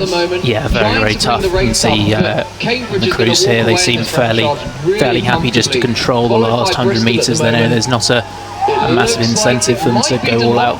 Similar to what we saw in the men's lightweight 8s, where the Cambridge 8s, they saw Bournemouth quite a long way behind. They just stepped off the gas. So Cambridge, they take the win in this repechage. Bristol come through in second, going to be very close for third between Exeter and De Montfort. All very, very tight on the line. That's just going to matter for the lane placings later on. And then it is that Oxford 4 in fifth. They're just going to miss out on the A final. So 4 crews there to join our top 2 qualifiers from the time trial. And our next race on the course will be a repechage of the men's championship lightweight double sculls.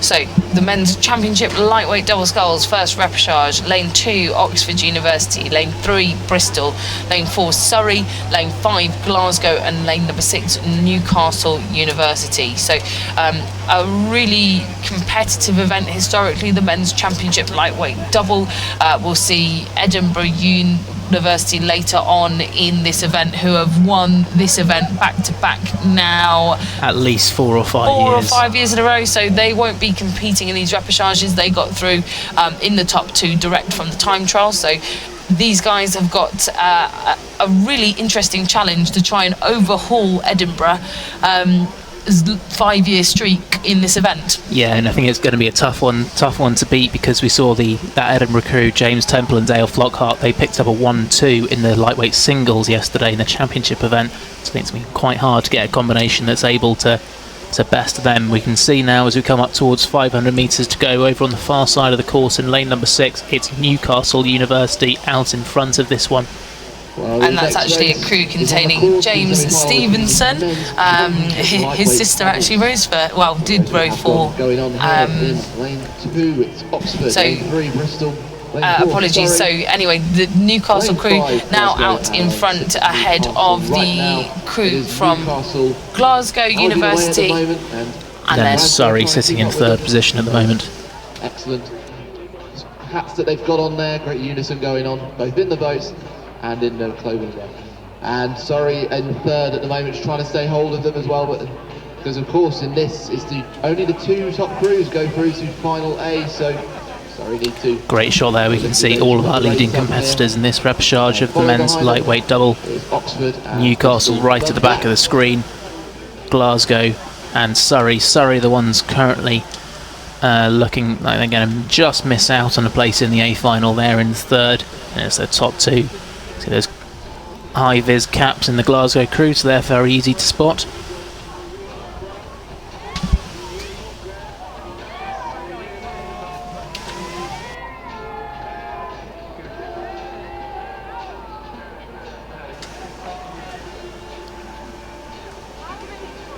At Newcastle double, they're looking like they can just relax the rating now, slow it down. Still got a good long send on the boat. If anything, you can just still apply the power through the stroke, but just let it roll out on the recovery a little bit more, let the body recover, keep the boat speed up. Great example of that from Newcastle, just conserving their energy in the last 250 metres. Glasgow, they're still going at it, making sure they secure that second place. Yeah, very well spread here for the top 2 spaces through into the final for the men's championship lightweight double. And I was commending yesterday actually Glasgow's performances in the small boats. This is again not an exception, that they've managed to qualify yet another boat into a championship small boat final. Yeah, very impressive, and a good sign of the work that their new coach Paddy has been doing up there on the Clyde. So it's unfortunately going to be Surrey that miss out. Bristol there in lane number 2, just crossing the line. From Newcastle and Glasgow, No, apologies. This is Bristol now coming into the line here. That was Oxford University we saw previously, and that concludes the first repechage of this men's championship lightweight double sculls event, which moves us on to the next event. This is event 3, 6, 7, the second repechage, with 2 going through for this men's championship lightweight double scull. In lane 3 we've got Reading, lane 4 Bristol, lane 5 Exeter, and in lane... Yeah, so we got the same outcome again. We're looking to get 2 crews to progress through to the A final. The crews in the 3rd and 4th will unfortunately be eliminated at this point of the lightweight doubles competition. And we're seeing that really nice echelon diagonal line pattern here from the seeding from the time trials. So lane 6 being the fastest that didn't directly qualify through to the A final, all the way through down to lane number 3 in this case, which is the University of Reading. So that diagonal line pattern staying true to form, and a really great performance here by the University of Nottingham, who historically have done extremely well in these lightweight men's events. Yeah, and interesting you're talking about how defined that diagonal line is. Find in the championship events, these crews are so experienced that their time trialling speed is very similar to their racing speed, and that order is very unlikely to change, because they're such well-trained athletes that they can replicate their performances over and over again. So we've got Nottingham and Exeter in lane 6 and 5 out in the front. Interesting as well, we saw the Exeter lightweight women's double. We're very used to seeing them compete well in the women's lightweight double event, maybe less so in the men's lightweight double.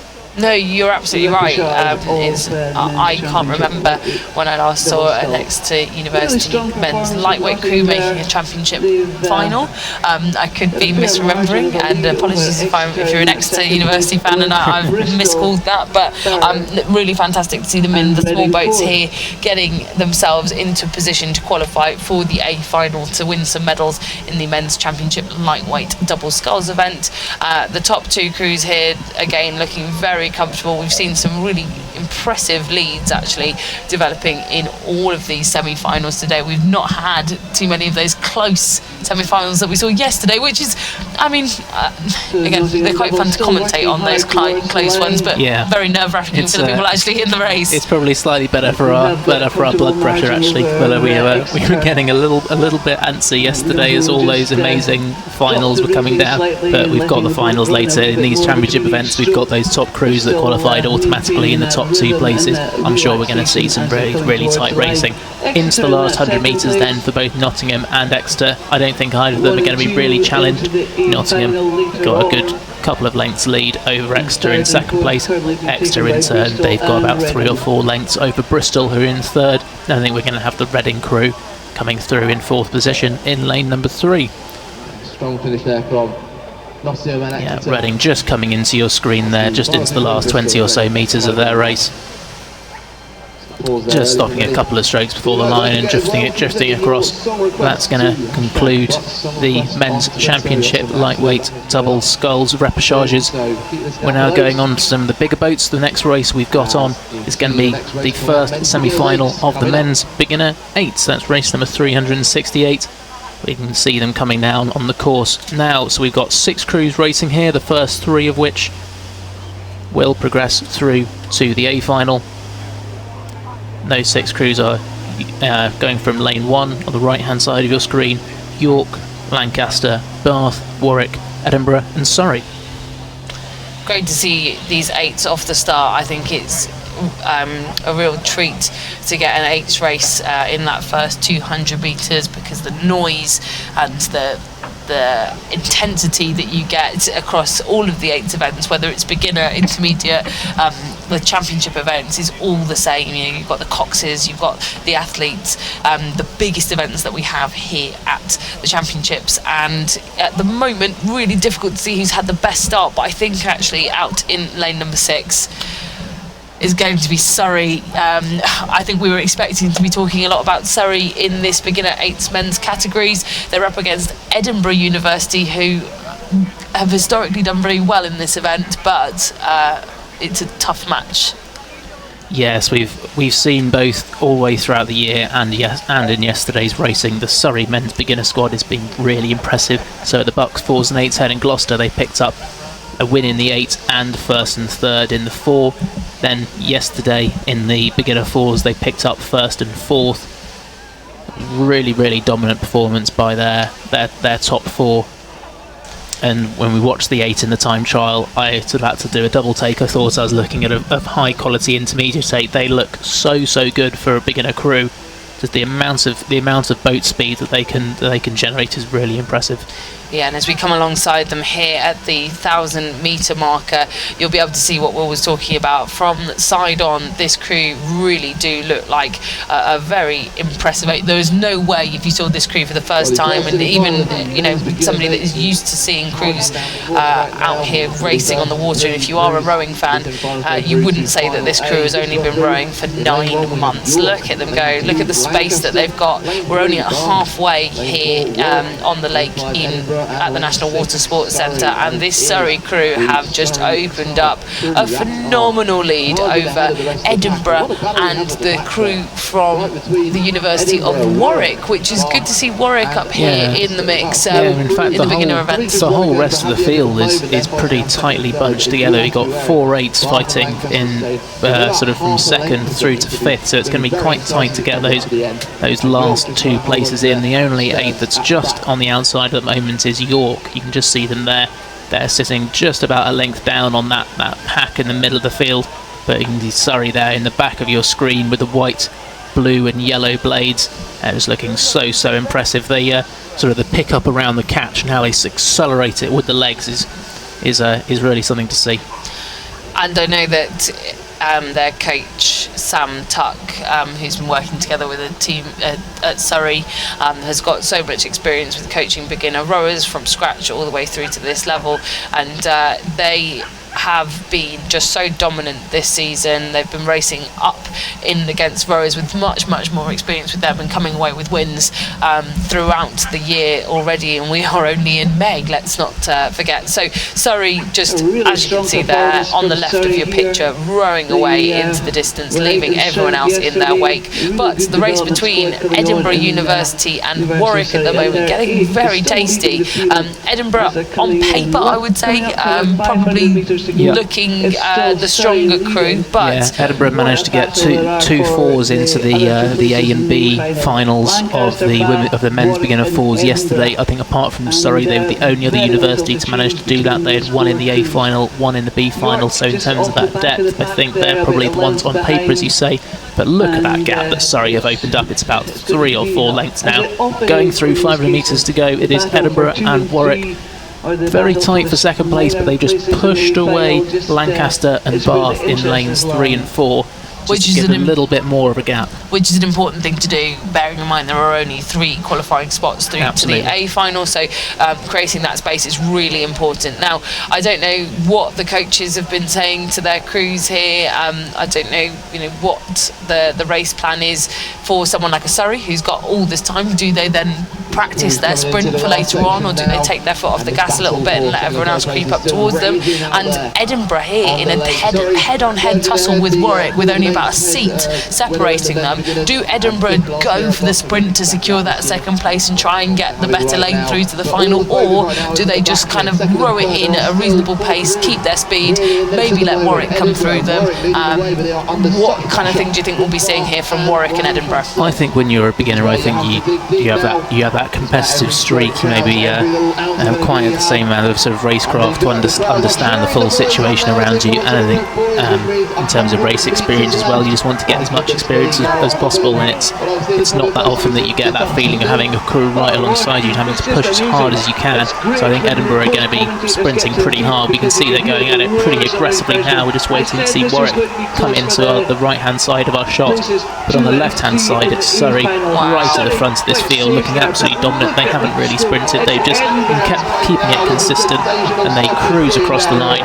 Here is Edinburgh, they sprinted up ahead of Warwick, but here come Lancaster and Bath. Bath really pushing up now on Warwick, and also Lancaster as well. It's going to be really tight for the finish. Over goes Warwick, just about holding on to that third space to get them into the A final, we think.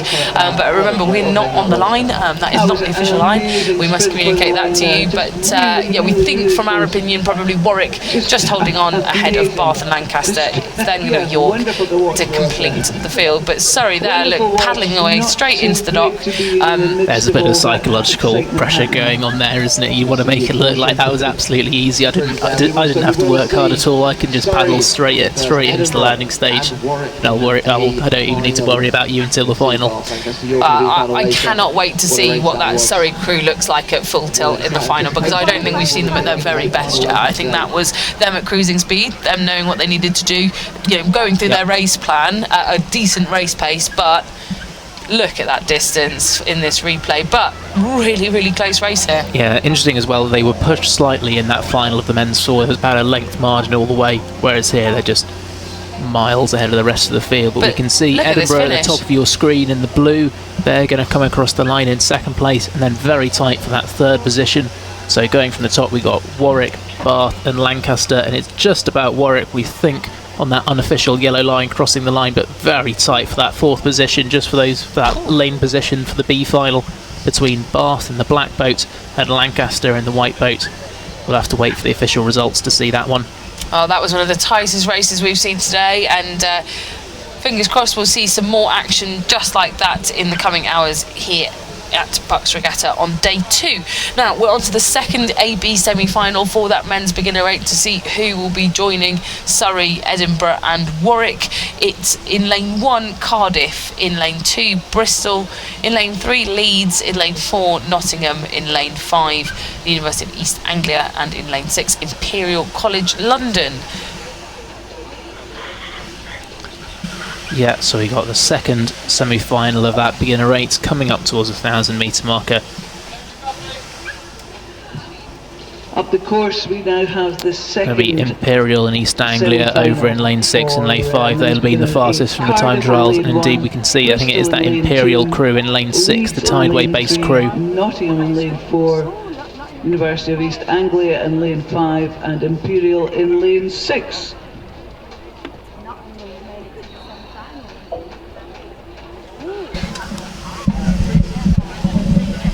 So coming up to 1,000 metres, then there is Imperial on the left, and then the University of East Anglia on the right.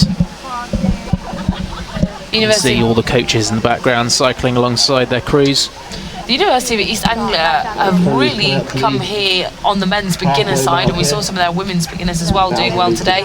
With an 8, we've seen them do well in 4s, but with an 8, with another 4 athletes of this quality to be sitting in a position to get them through into the A final is fantastic to see. Really, really great. Yes, we've seen some universities able to bring together quite a good beginner cox 4, but have that depth and have that in the middle. consistency to get a strong beginner 8 from one of the sort of slightly smaller rowing universities. Very, very impressive.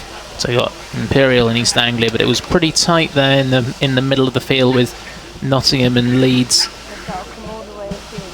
I think it was Cardiff in lane 1, just slightly off the pace, but it's really not much in this race apart from Imperial out in front, dominating this field slightly.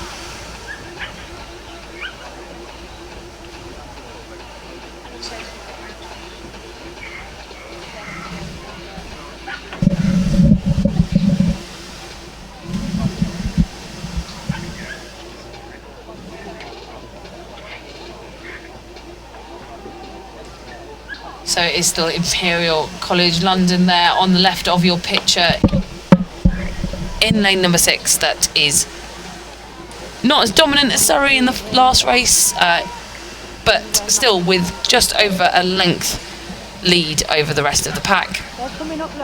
And I think the top 3 at the moment looking reasonably certain. It is quite difficult to chase that distance in an 8 sometimes. If you are over a length down, it's very unlikely that you're going to be able to claw that back at this point in the race. Yeah, because you sort of need all 8 of your athletes to have something left and be able to push on, and you're also relying on the crew ahead of you. All of those athletes all sort of reaching their lactate threshold around the same time and starting to slow down, which can be quite tough to do. You can see the umpire on the right hand side of your screen waving his flag. I think he's warning the crew in lane 2, that's Bristol. They're not out of it. I think they're probably sitting in 4th position at the moment. They're battling with Cardiff. And it's just the Leeds crew in lane number 3, slightly off the pace at the moment.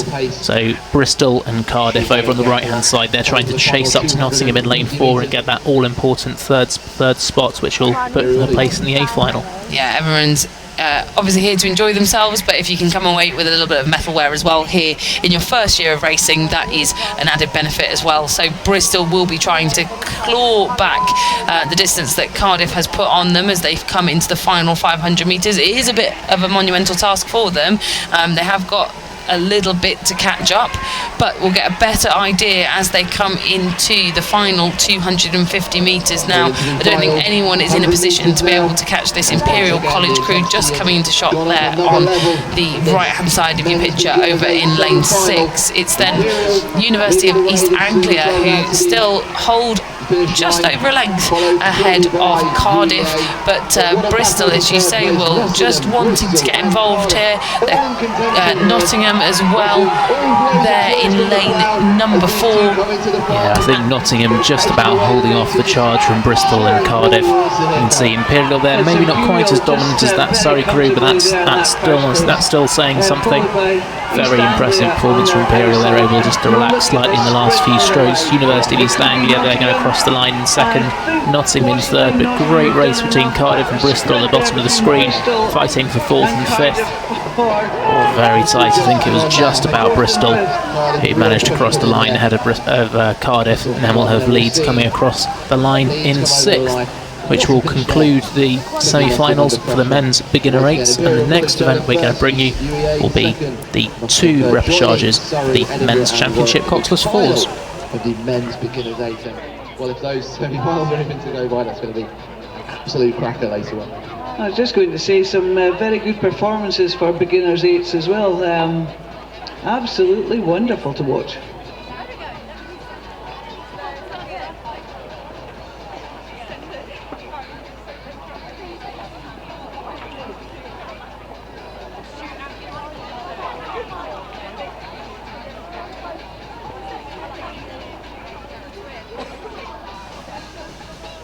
So we're up here with the men's championship Coxless 4s. This is race 370.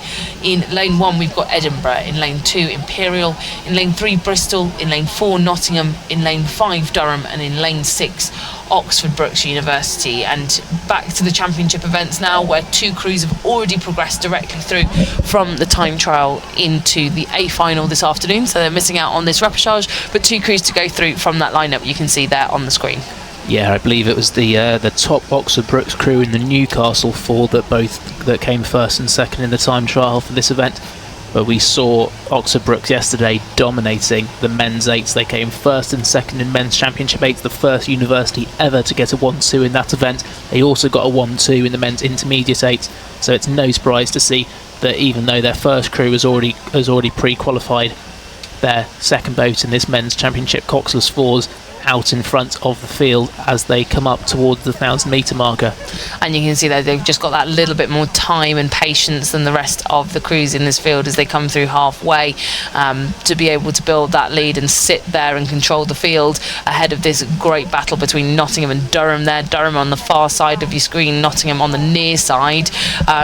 Durham got silver medal, bronze medal in this event last year, I believe. Can't remember which colour, but they got on the podium certainly. And Nottingham, it's good to see them up there in this calibre of field, not historically up in the podium positions. Yeah, we're used to seeing them performing really well in the lightweight 4s, but great to see that they're having a great race in the men's heavyweight 4. And I think it's going to be a great race between Nottingham and Durham in the second 1,000 metres, because again in this repêchage it's just 2 places through to the final. We're pretty sure Oxford Brookes are going to take one of those. Nottingham and Durham, they went through that kilometre marker absolutely dead level. I think it was Edinburgh in 4th, probably about half a length down on that battle for second place. So with only 2 spots through to the A final, I wonder what is going through the heads there of the crew in lane 5 Durham and the crew in lane 4 Nottingham. To be this tight the whole way down the course will really be taking it out of them, especially when it comes to conserving energy for the final, which we've talked about so many times. The 2 crews that qualified directly through to the final are saving themselves a race, so to be this tight trying to qualify might actually be detriment to, if you do qualify, your final performance. So as we come now through the 500 metres to go marker, I actually think it's Nottingham now. Yeah, looks like Nottingham have pushed out with a gap over Durham. They've moved out in that third 500 metres, probably about 3/4 of a length. Edinburgh University still sitting in that 4th position, and then very tight for 5th and 6th between Imperial and Bristol at the moment.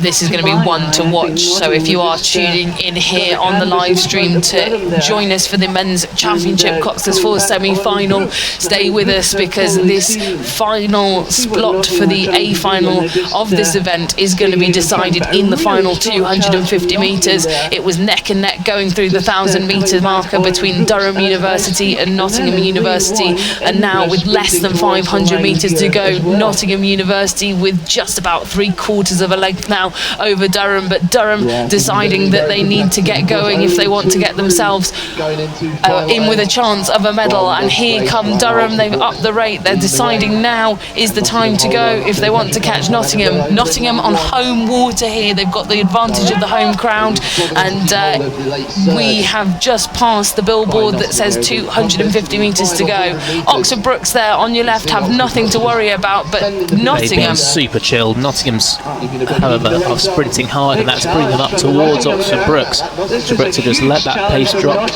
Nottingham to secure that second place. They're going absolutely all out, and I think Nottingham extended their lead over Durham to a length.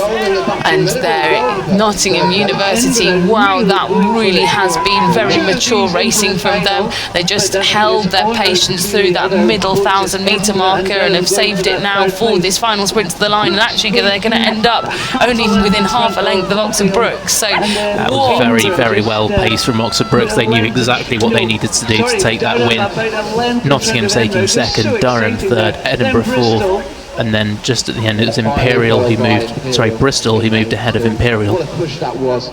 That was definitely executed very well by those top 2 crews, both Oxford Brookes and Nottingham University. Real commendation to both of those.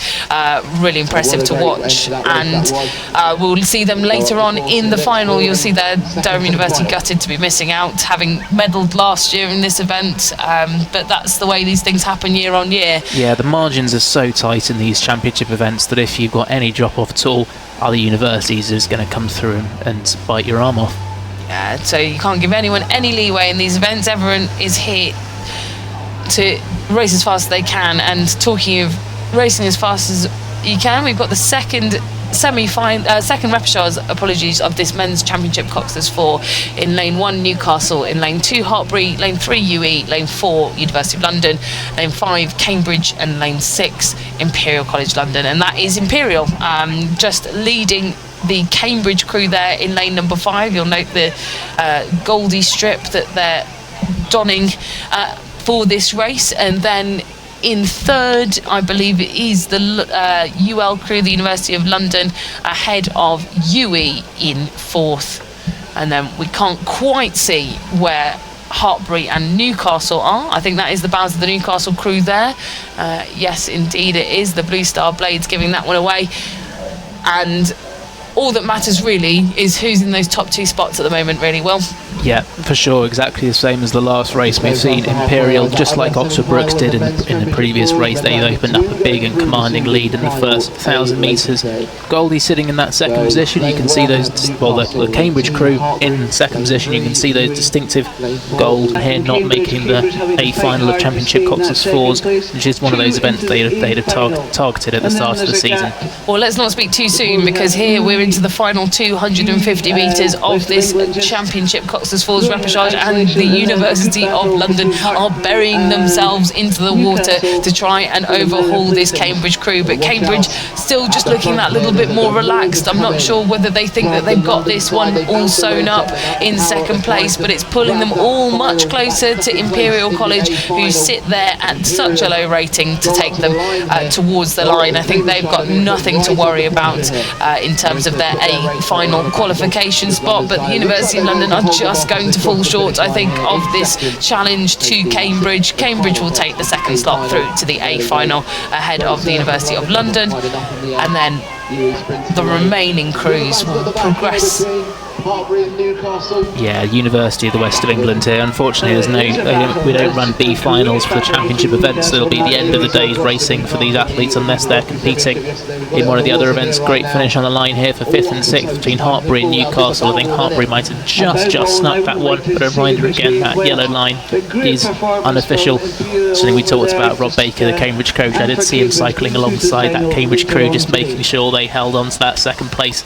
But that concludes the repechages for the men's championship Coxless 4s.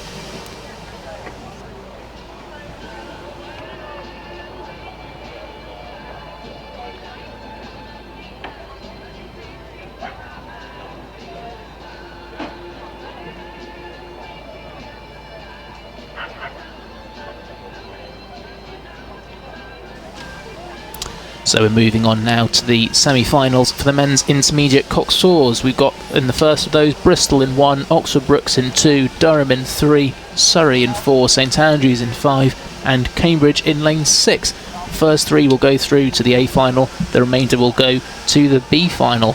So we saw Cambridge there in the repechage for the men's Coxless 4. They're in one of the prime positions for this intermediate Cox 4 semi-final as well. Yeah, and it's interesting that we do see the same universities entering very similar events. So the 4s events tend to be multiple entries from certain universities, and no exception here. We've got a couple of similar names: Durham, Cambridge, and Edinburgh yet to come, Bristol, Oxford Brookes. So it can all change at intermediate level. The people who are winning at the championship level aren't necessarily those who are performing well at intermediate level, but it's a much tighter field, I think, in this one for the intermediate AB semi-finals.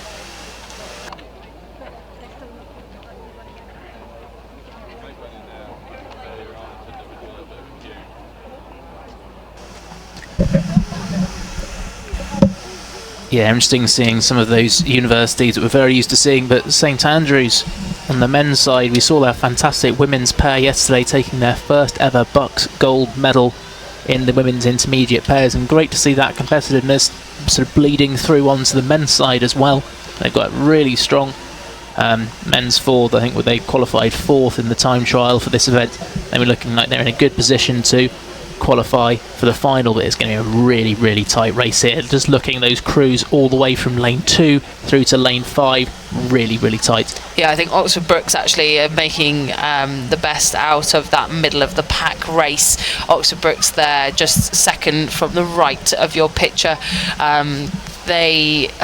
We've talked about them a lot already, and if you've been with us on the live stream since yesterday, I won't go into any more detail because we'll be talking about them later on in all of these events. But Oxford Brookes, such depth, this will be one of the multiple fours that they've had entered across both championship and intermediate fours, and currently looking as if they are in a position to qualify ahead of St Andrews potentially. So we're through the 1,000 metre marker. St Andrews just about hanging on to a qualification spot here with Oxford Brookes, and then up there in the pack Durham University sitting in fourth, so they are just out of the top 3 at the moment. Yeah, just out of the top 3. It was very tight there between St Andrews and Oxford Brookes. I think St Andrews maybe just had a couple of feet over Oxford Brookes, which is such a fantastic performance for them. We then got Durham in that 4th position. They're going to want to try and hunt down either Oxford Brookes or Durham. Surrey and Bristol sitting in 5th and 6th positions at the back of the field at the moment, but not out of it by any means. And we were saying before, in the championship events there's no progression through to the progression through to a B final for them. Here in the intermediate events we do run B finals, so and those B finals end up being very, very tight and very competitive. Very competitive indeed. So you can see there, right of your picture, Cambridge University still powering away at the front of the field, but only just over a length ahead of the University of St Andrews. St Andrews neck and neck with Oxford Brookes as they run through 750 metres to go in over this 2 kilometre event, and then Durham University still with overlap over that battle going on for second and third, and they could well see themselves in with a chance of progressing through to the A final if they start to develop their final sprint now. For sure. We talked about the strength and depth of the Oxford Brookes crews. I also want to mention the strength and depth of the Cambridge squad, because this 4 made up of athletes who weren't in either Blue Boat or Goldie, so didn't get that chance to race on the Tideway course a few weeks ago, and they're getting their opportunity here in the men's intermediate Cox 4s. They're out in front. St Andrews have extended their lead over Oxford Brookes, so St Andrews in second, Oxford Brookes in third, just about a length back. But the rest of that field, Durham in the middle in the purple, Surrey just to their left, Bristol to their right, they're in 4th, 5th and 6th, trying to chase down the top 3, but that gap is extending slightly. Brookes did have clear water on 4th position. Yeah, it all opens out the further we get down the courses, and you'll notice that with a lot of the races, it'll be really tight off the start. It'll open out through the middle with people's middle stage race plans as they settle into their rhythm, and then it'll all tighten up again for those final 500 metres, depending on how quickly the boats change speed to get towards the line in those final couple of minutes. So it will expect to see everything close up a little bit further at the back of the pack, but as it stands at the moment, Cambridge University sitting in the top spot to take themselves through to the A final. We'll just keep an eye out for those red buoys to signify 100 metres to go. We've just rolled through 200 metres there, so about 15 strokes or so until we'll be seeing those red buoys. It's then the University of St Andrews that's in second, having dropped Oxford Brookes back into third. A really impressive achievement from them, and I'm sure they'll be looking forward to the final if this result stands. Yeah, it'll be absolutely fantastic if they can progress from this to take a medal in the final later on. There's going to be some really tight competition there. I think the performance they put in here, being able to drop an Oxford Brookes crew in the second half, I think that puts them in a really good position. But Cambridge out in front there into their last couple of strokes now, and just about to see the finish barrier. There we go, and the yellow buoys. So they are then very tight between St Andrews and Oxford Brookes. St Andrews are just going to hold on. They take second and Oxford Brookes third, so they'll both progress through. Surrey, Durham, Bristol very tight for those 4th, 5th and 6th positions. I think it was Surrey actually who moved through Durham University. They take 4th, Durham will take 5th, and Bristol down in 6th position in that first semi-final of the men's intermediate Cox 4s.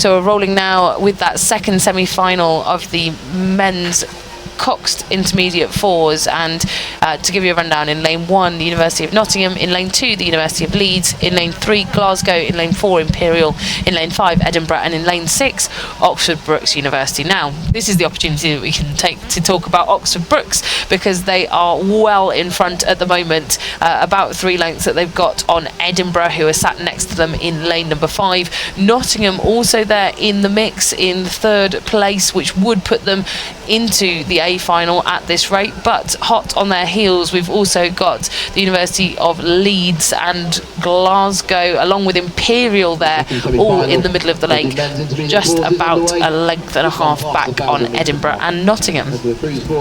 Yeah, so very impressive performance at the front of the field from Oxford Brookes. And it just goes without saying that we know that when there's an Oxford Brookes crew on the start list, they're always going to be competitive on the men's side. See Edinburgh in second position, since while Edinburgh have been performing very well on the sculling side in the last few years, their men's heavyweight sweep side has perhaps just dropped off slightly. Don't quite have the same calibre of athletes they did a few years ago when they won Henley Royal Regatta, and start to build that squad up again, and performing well here in the intermediate Coxed Fours. I think we're going to see that battle again for that 3rd position. I think it was Nottingham in lane number 1, just ahead as we went through the 1,000 metre marker, but I don't think it's not going to stay like that for too long. Yeah, it will be an interesting development of the race if Nottingham and Imperial come into the final 500 metres neck and neck, with only 3 spaces left to qualify for that final in the intermediate Coxed Fours. But Nottingham still holding on and looking reasonably relaxed as it stands at the moment. I don't think they've been flustered too much by Imperial at this point in the race, but anything can happen, as we've seen in previous races. But Nottingham, you'll see there about a length or just over from the Imperial crew to put them into 3rd alongside Edinburgh in 2nd. But this Oxford Brookes crew, if you look at them in comparison to both Edinburgh and the crew that you've got straight in front of you, Leeds, that stroke rating that they're at is just that much lower and that much more relaxed. Yeah, they've just got a huge send on the bow. They feel like they can relax. They don't have to expend all their energy here. I know that in the last few races we've had the crew out in front being a little way ahead, and we don't want to downplay their performances, but they're almost, it doesn't want to make it sound like an insult, but they almost make it look a bit boring and a bit easy when they're out in front like this, because they just control the race so well. They go out, they get aggressive at the start, they take that lead, and they can just see all the opposition in their eye line. And we must give credit to the fact that they can hold off all of these crews that are overrating them dramatically in these final stages. You know, they're still keeping their composure down. They must be in the sort of mid-20s in terms of rate there, in comparison to Edinburgh, who are still up in the high 30s to get them through that final 200 metres. And you can just see with the 2 crews there side by side to the left and right of your screen the difference that makes, and as you say, it almost makes it look easy. Yeah, I really do. You can see just the comparison there between Oxford Brookes on the left and Edinburgh on the right. Edinburgh still overrating massively. They're closing down a bit, but Oxford Brookes are able just to wind it down towards the line into the last 20 metres now. And Oxford Brookes do cross the line very tight. Nottingham have actually pushed right up to Edinburgh. And it's going to be very close there. I think Edinburgh still just managed to hang on, but Nottingham racing it all the way through to the line. They will get a chance to race each other again later on in the A final for this men's intermediate Coxed Four. Yeah, we then had Imperial crossing in 4th, Glasgow in 5th, and Leeds in 6th. And they'll move on to the B final to race the crews that came 4th, 5th and 6th in that previous semi-final. So that concludes our semi-finals for the men's intermediate Coxed Fours, and the next thing we'll be moving on to is the men's championship Coxed Four repechage. Semi-final.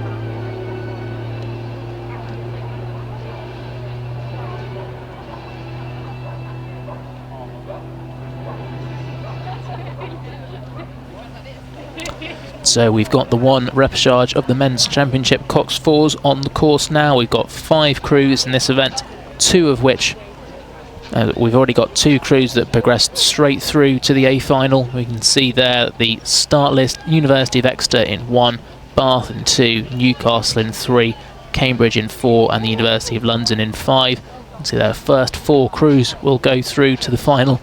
The one crew that ends up in 5th place will be eliminated. Great to see those crews heading off the start now, and just see when they're really aggressive, that high racing. Well, we just still really close to all the crews around them. Real superheroes out here today, coming from universities across the country for the BUCS Regatta here at the National. All those crews at that really fast start, but such an important phase of the race is how you transition from that really fast start, where you've got that really aggressive rate of striking in the sort of probably up towards 40, especially even a Cox 4, which is quite a heavy boat, rating still very, very high, but it's then how you progress that to a really strong, sustainable rhythm that you could hold for 6-7 minutes. The rhythm is really important, as you say, in these heavier boats, in the 8s, in the Cox 4s, where you need to get a lot of momentum up to get the boat moving off the start. Everyone needs to move together to get that speed up and for it to maintain.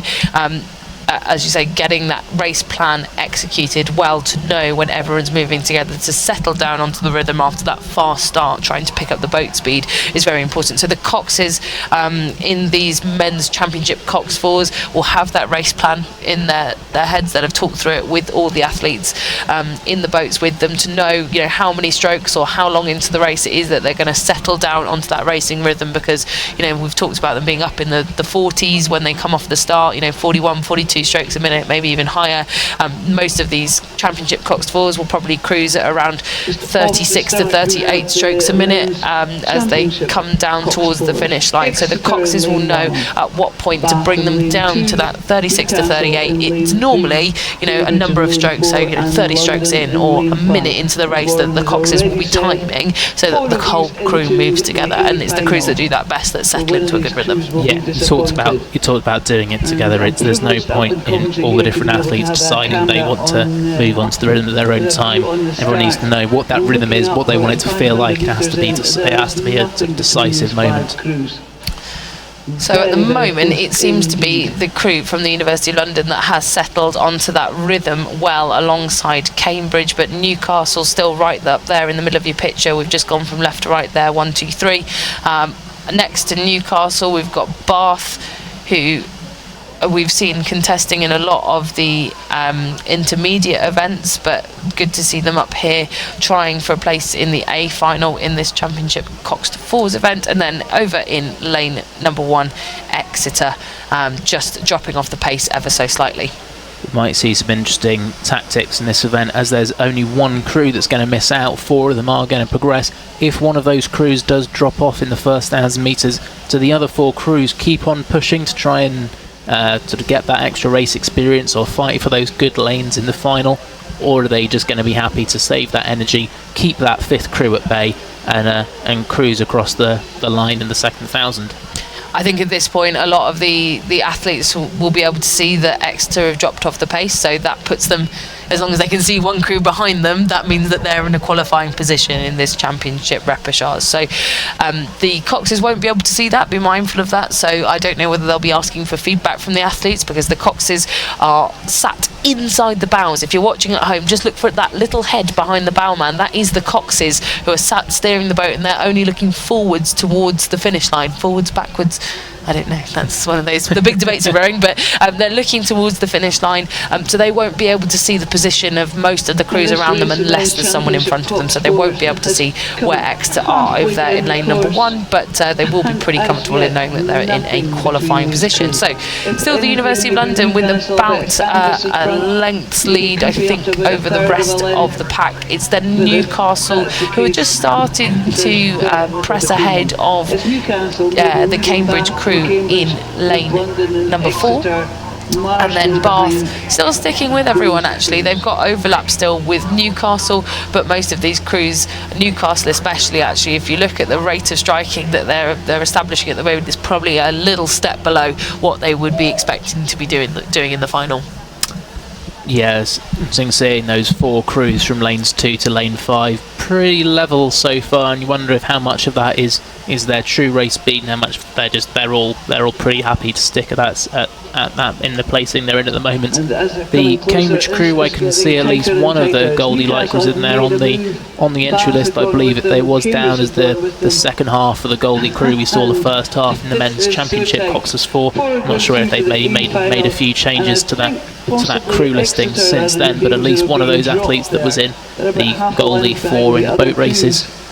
But yeah, we can start to see a slightly better idea now. It is the University of Exeter in lane number 1 on the right hand side of your shot that have dropped back ever so slightly, and it's the crews in lane 5 and 3, the University of London all the way on the left, and Newcastle in the middle, lane number 3, who are probably just poking their heads out in front of this repechage of the men's championship, Cox 4. And actually this might end up being quite a close race if all 4 of these crews keep at the same pace they're at all the way through to the line, if no one decides that they want to put in a sprint to throw everyone else off to get themselves over the line first. But it's quite nice to see these crews all paddling into the line at a reasonable pace. I think Bath are actually going to come up alongside Newcastle and Cambridge here to come over the line together. It's all very tight here. University of London maybe just with a canvas over the rest of the field, but Bath, Newcastle and Cambridge all very, very tight. Bath probably the ones who are sprinting hardest. They really want that good lane position. They're coming right up to the University of London. It might even be that Bath will go through the line, oh gosh, I think just behind the University of London. I think they're frustrated there that they didn't manage to pull that off, but Cambridge and Newcastle going through almost at the same time in tandem. So it's Exeter that will miss out on that final. All 4 of those crews that we saw across the line first all progress through to the A final that we will see this evening to contest for the medals. Yeah, very interesting seeing those 4 crews so close together. It looks as though the final finishing order, we'll have to wait for the official confirmation, but it looked as though it was University of London, Bath, Cambridge, Newcastle and then Exeter in 5th, just missing out. So moving on now to the women's intermediate 8s, the first semi-final. You've got Cambridge in 1, Liverpool in 2, Bath in 3, Newcastle in 4, Exeter in 5 and Oxford Brookes in 6. First 3 crews will go to the A final, the remainder will go to the B final.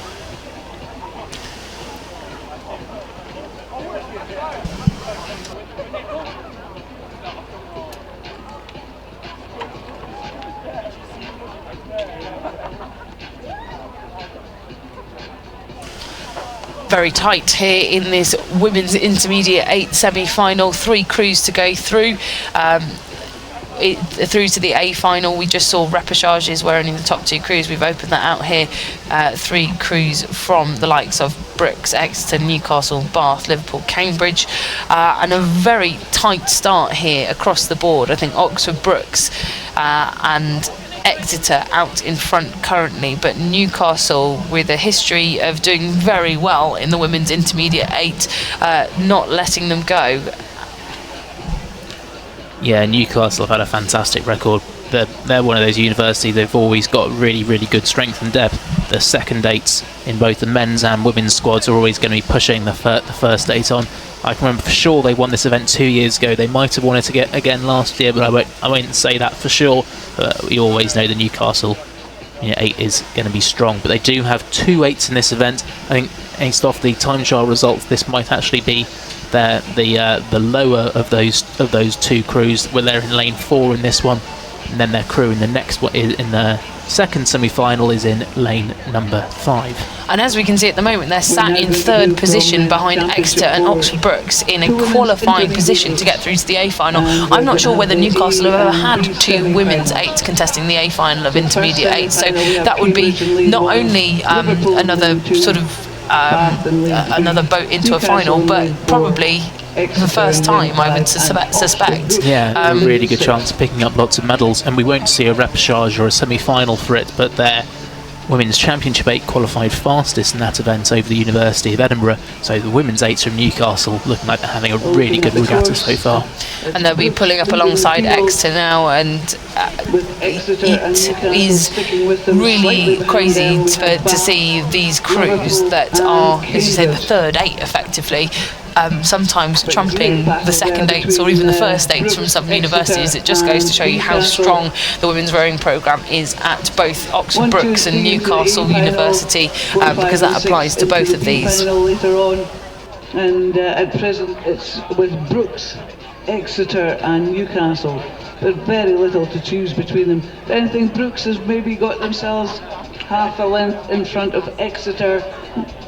Newcastle still sticking with them, and they're maybe half a length in front of Bath and Liverpool.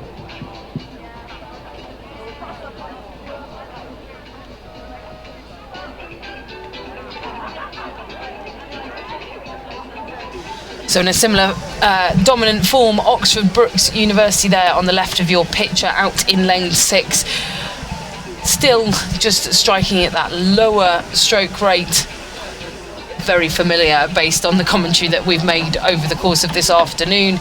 And they've opened up enough of a gap just to relax and know that they don't need to do much more to get themselves into the A final. Oxford Brookes have again been tussling with Newcastle over the years in this category, and last year the two of them were in the final for the Henley Women's Regatta, where Oxford Brookes came out victorious over Newcastle, having been beaten by them the year before in the final. So these two crews, Newcastle, Oxford Brookes, a little bit of history there for them, and it'll be interesting to see whether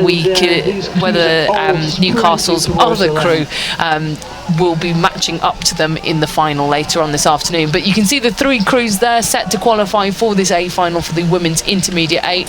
Oxford Brookes on the left of your picture, Exeter in the middle there, and Newcastle on the right. Interesting seeing how closely this Oxford Brookes women's 8 performance is mirroring what we saw from some of their men's 4s, getting out to that lead, able to control the race into the last 500, just relax the racing slightly, let the other crews do their sprinting, let them use all their sort of joules of energy now into the last 100 metres for Oxford Brookes, really relaxing it down. Exeter and Newcastle still sprinting fairly hard, fighting for those lane positions. It's going to be Oxford Brookes out in front. I think Exeter just about half a length over Newcastle University at the moment, but still really impressive that we're seeing that Newcastle third women's 8 essentially qualifying for the A final of the women's intermediate 8. Oxford Brookes crossing the line with Exeter just behind them, then about Newcastle a further half a length behind that. And then just to again to mention, we've got a B final for this event, so it will be the University of Bath that will qualify fastest into that B final, that rolled over the line there in 4th, ahead of Liverpool and Cambridge. But there we've got a shot of those top 3 qualifying crews, and a thumbs up there from the Cox to the stroke girl of the Newcastle crew. They know that they've done a good job, and they look really happy with that result. They look really pleased. Yeah, I just saw the 6th girl there having a bit of a celebration, and I think they know that they've got their other Newcastle 8 in the next semi-final, and if they know that they've got the strength to get through, that probably means that the other Newcastle crew have a good chance of qualifying as well. Yeah, I think so. The Newcastle 8 that we're going to see in a minute, they will have qualified faster than the third Newcastle boat. So shortly go back down to the start for the second semi-final of the women's intermediate 8s. And here they are. I think they're just coming up towards the 1,000-metre marker. So there's 6 crews for you in this event again. We've got Queen's Belfast in 1, Cambridge in 2, Exeter in 3, Durham in 4, Newcastle in 5, and Edinburgh in 6. You can see it is Edinburgh and Newcastle out at the front of this field, and this was what we saw at the BUCS Falls and 8s head in Gloucester, where it was Newcastle University who won the intermediate 8s event there, and it was Edinburgh University second 8 just behind them in second position by, I think it was less than a second that separated them. And going through the 1,000 metres, look at those the two sterns of that boat, both I think they're pretty much the same boat type as well, so they're going to be the same length. and it was less than a foot separating them. And interesting to see that even with the months that have passed between that head race and here at BUCS Regatta, not much still to separate them. And we just talked about Newcastle's dominance here in the women's intermediate 8 in previous years. It's really interesting to see Edinburgh pulling up alongside them, and that will be a cracking race for the final. These two crews quite far out in front, ahead of Durham University that hold down third position for now, but you can see there another Exeter crew trying to get themselves into the final. We just saw their first crew joining Oxford Brookes and Newcastle in the previous semi-final, and they're in a position at the moment maybe sitting at about fourth, just behind Durham University. We could be seeing 2 double crews into the final of intermediate women's 8s. Yeah, that would be very impressive. Just looking there, you can see Durham and Exeter in the middle of the picture. They're the 2 crews in the middle of the pack, and I think they're very close. They're fighting for that final position. We've also got the Cambridge crew in lane number 2. Newcastle and Edinburgh on the left-hand side. They're well out in front of the field. Interesting to see whether those 2 crews do sort of want that sort of little psychological edge, feeling like they've beaten the other crew as they go into the final, or if one of them is maybe happy just to step back off the gas and save the energy for later. Well, we'll have to see, but I mean, if I was in that position, you like to race who's in front of you, don't you? But yeah. I must comment that with how much further down this field, 500 metres to go, and the Coxes are still in alignment between Newcastle and Edinburgh. They both know they are going through to the A final with this kind of gap, but what a race we got going on here for third. This is going to be absolutely to the line here for the third qualifying spot through to the final in this women's intermediate 8. We've got Edinburgh and Newcastle out at the front of the field. No one's catching them for now. There must be 10 lengths of clear water in between them and this pack fighting for the third qualifying space. And it's the bow ball of Exeter University that currently sits in the most important spot on this field.